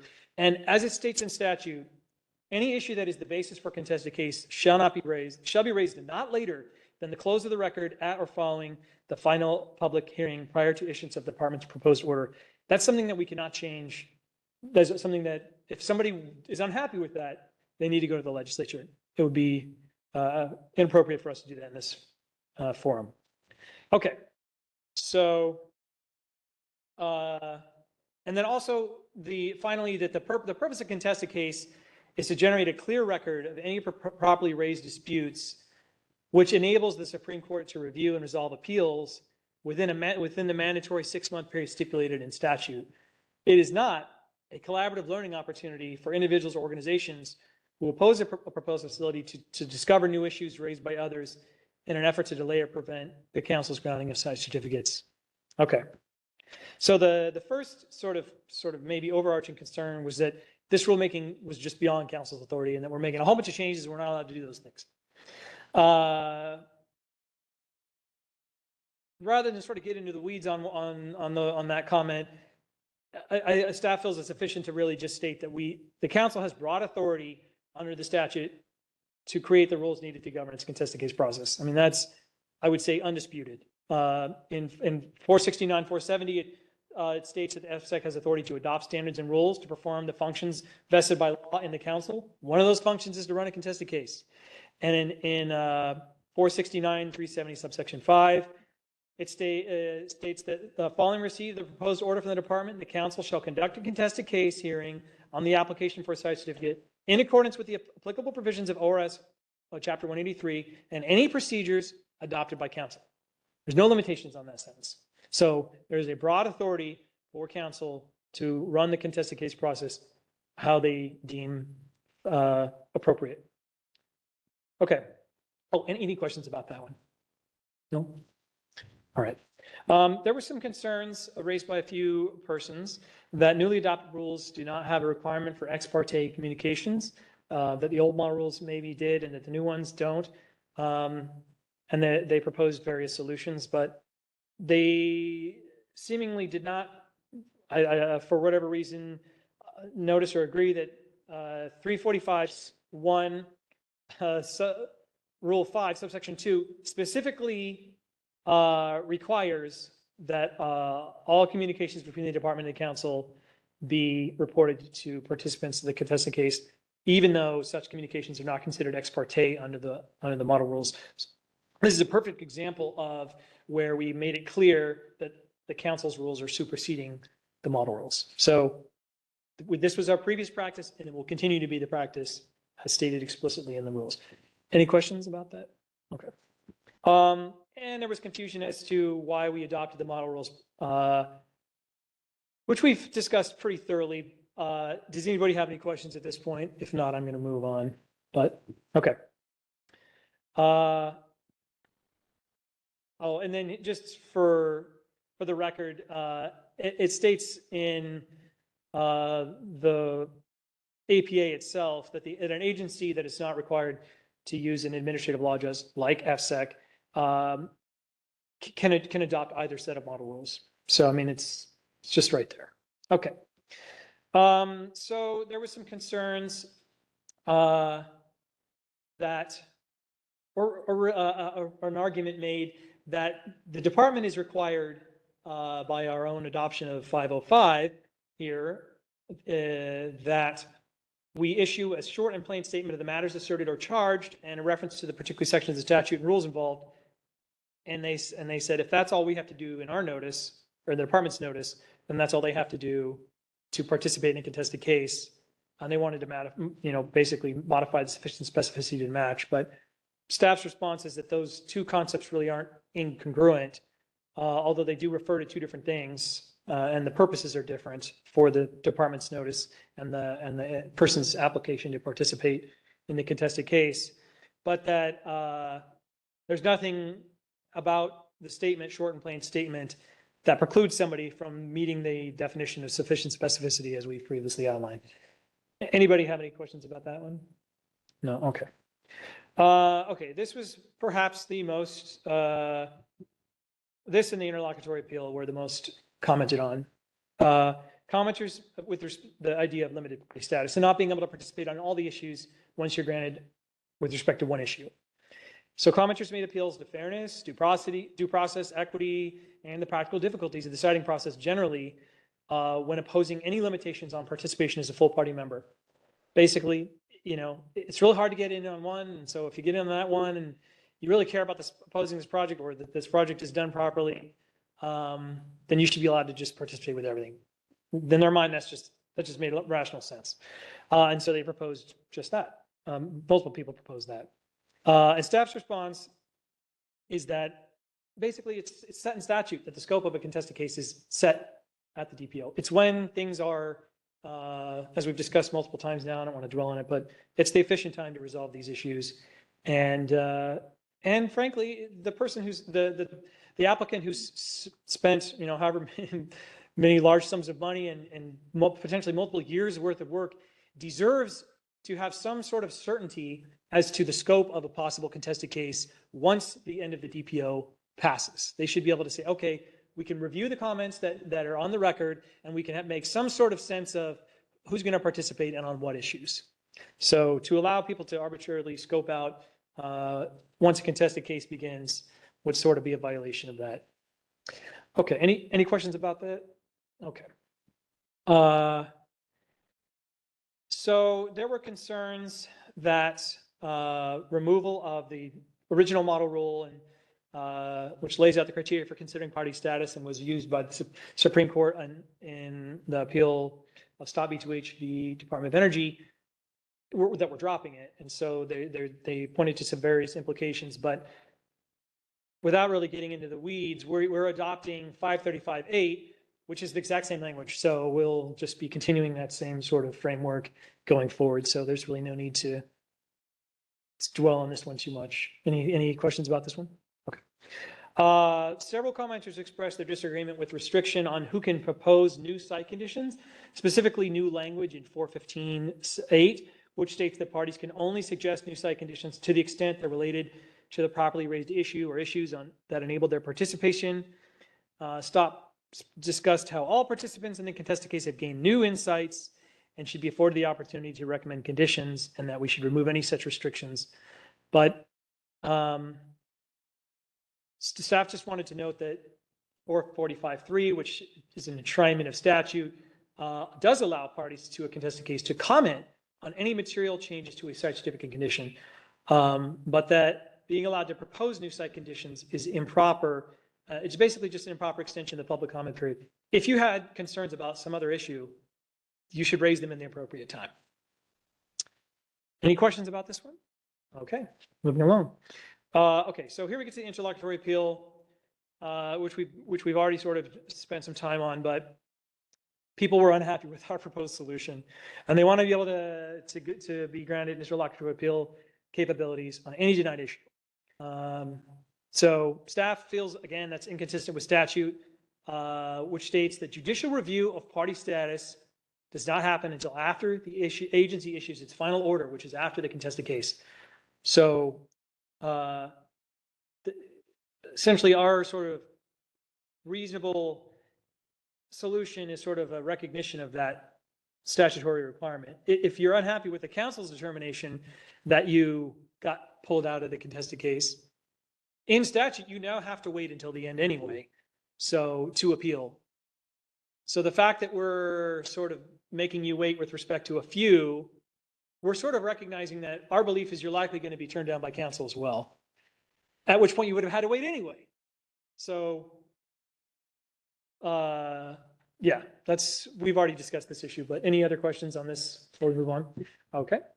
There was issues about a lack of sort of legal aid in the rules, proposal that we sort of add that in. And in short, the council has no authority to provide public funding. They have, I mean, if somebody wants to donate money, maybe we can take a look at it.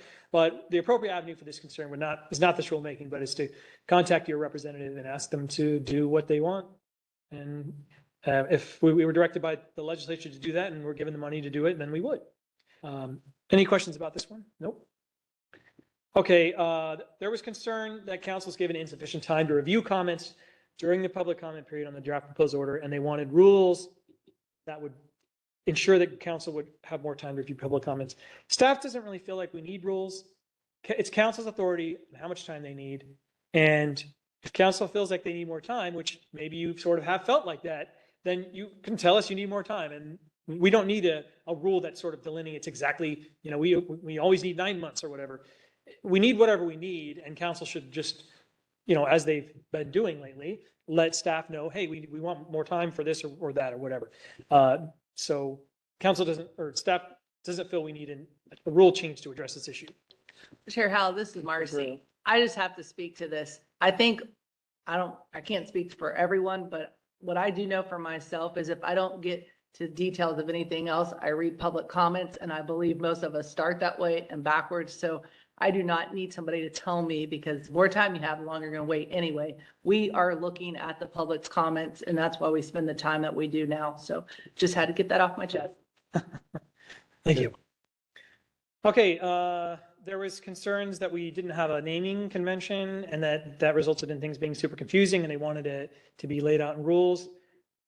Staff feels like this canon should be worked out in the pre-hearing conference and is sort of the purview of the hearing officer. I mean, different hearing officers are going to be familiar or comfortable with different sort of naming conventions and filing systems, and it's sort of just kind of the legal standard order of business to whoever's going to adjudicate a matter. They tell the parties, hey, this is how I want it, and that's how the parties do it. And that it's sort of inappropriate to lay that out in rules.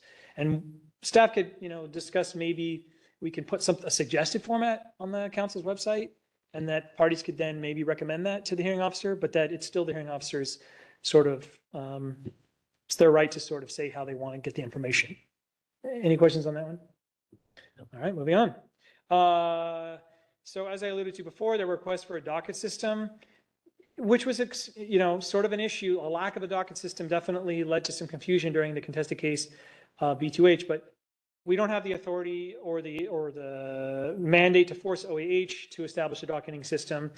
And, we don't have that many, again, B2Hs. And so the tremendous time and expense it would take to create a docketing system for the occasional contested case, it just wouldn't, it would be a waste of sort of resources that we could be better spent on something else.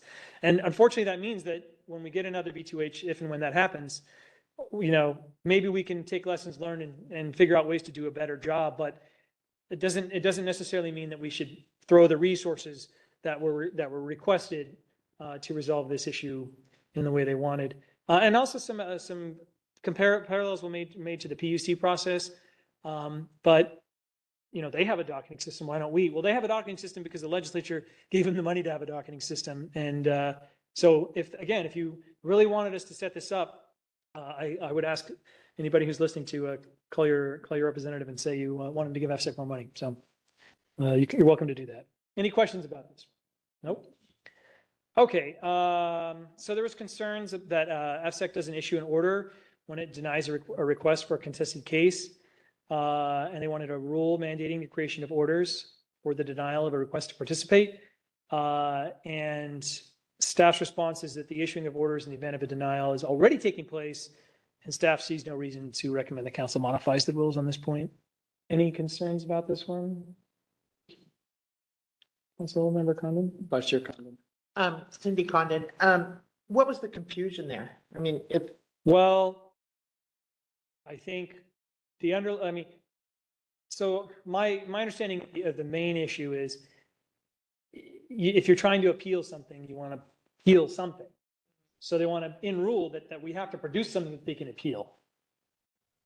So they don't want a situation where they get turned away, where there's no order, and then now what are you appealing? Does that make sense?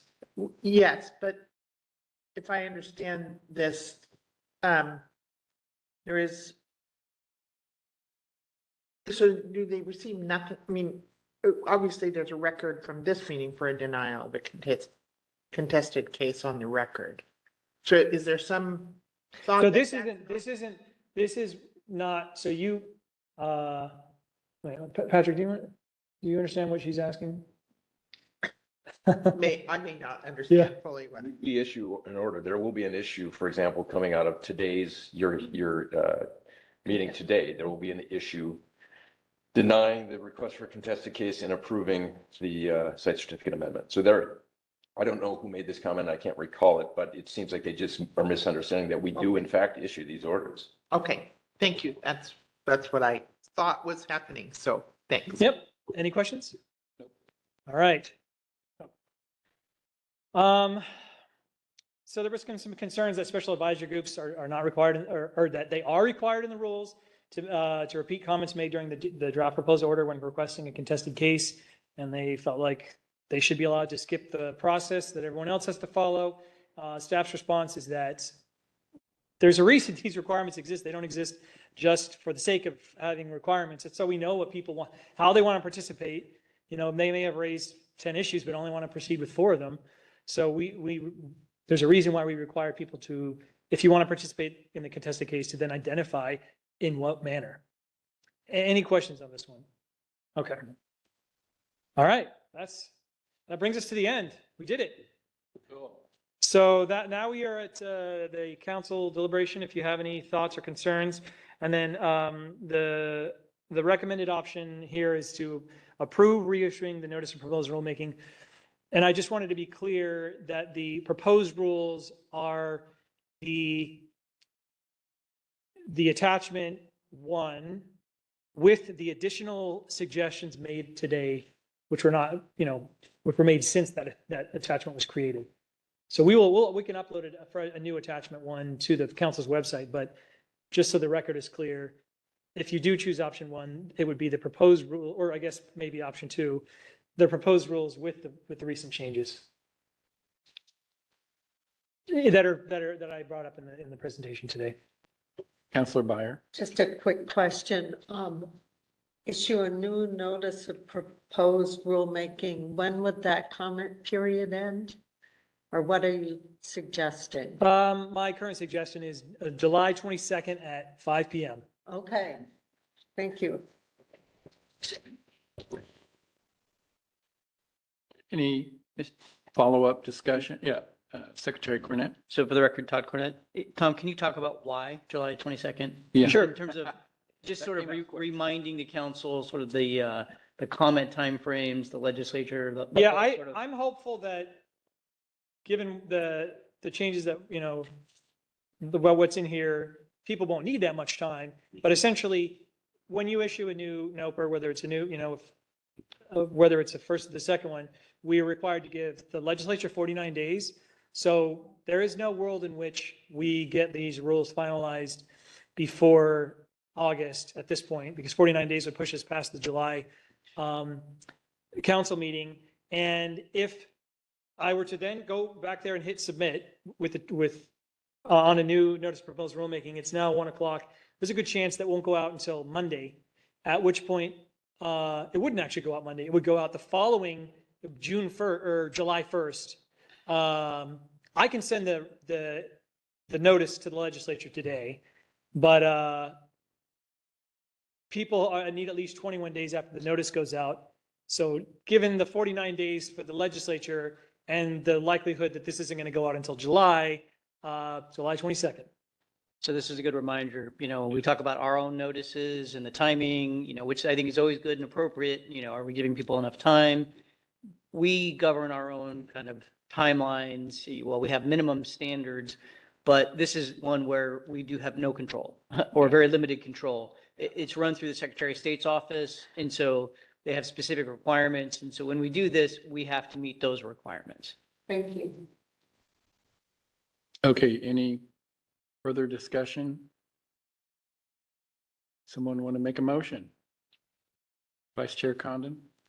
Mr. Chair, I move that the council direct staff to issue the revised notice of proposed rulemaking with the Oregon Secretary of State with all proposed amendments to the contested case rules and providing an additional public comment period as presented and recommended by staff.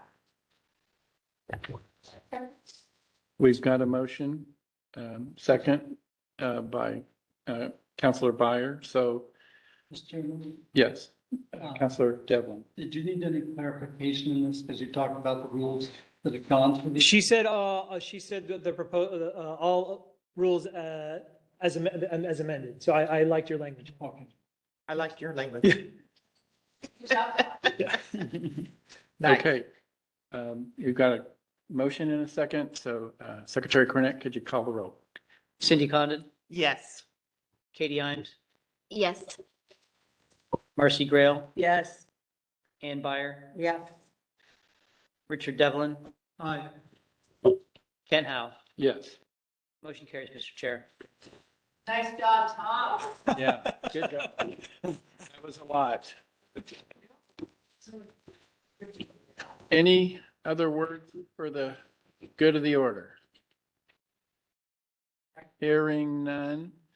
Yeah, everybody drive safe. The time is now 1:06. PM, May 31st, 2024. Meeting of the Energy Facility Siting Council is now adjourned.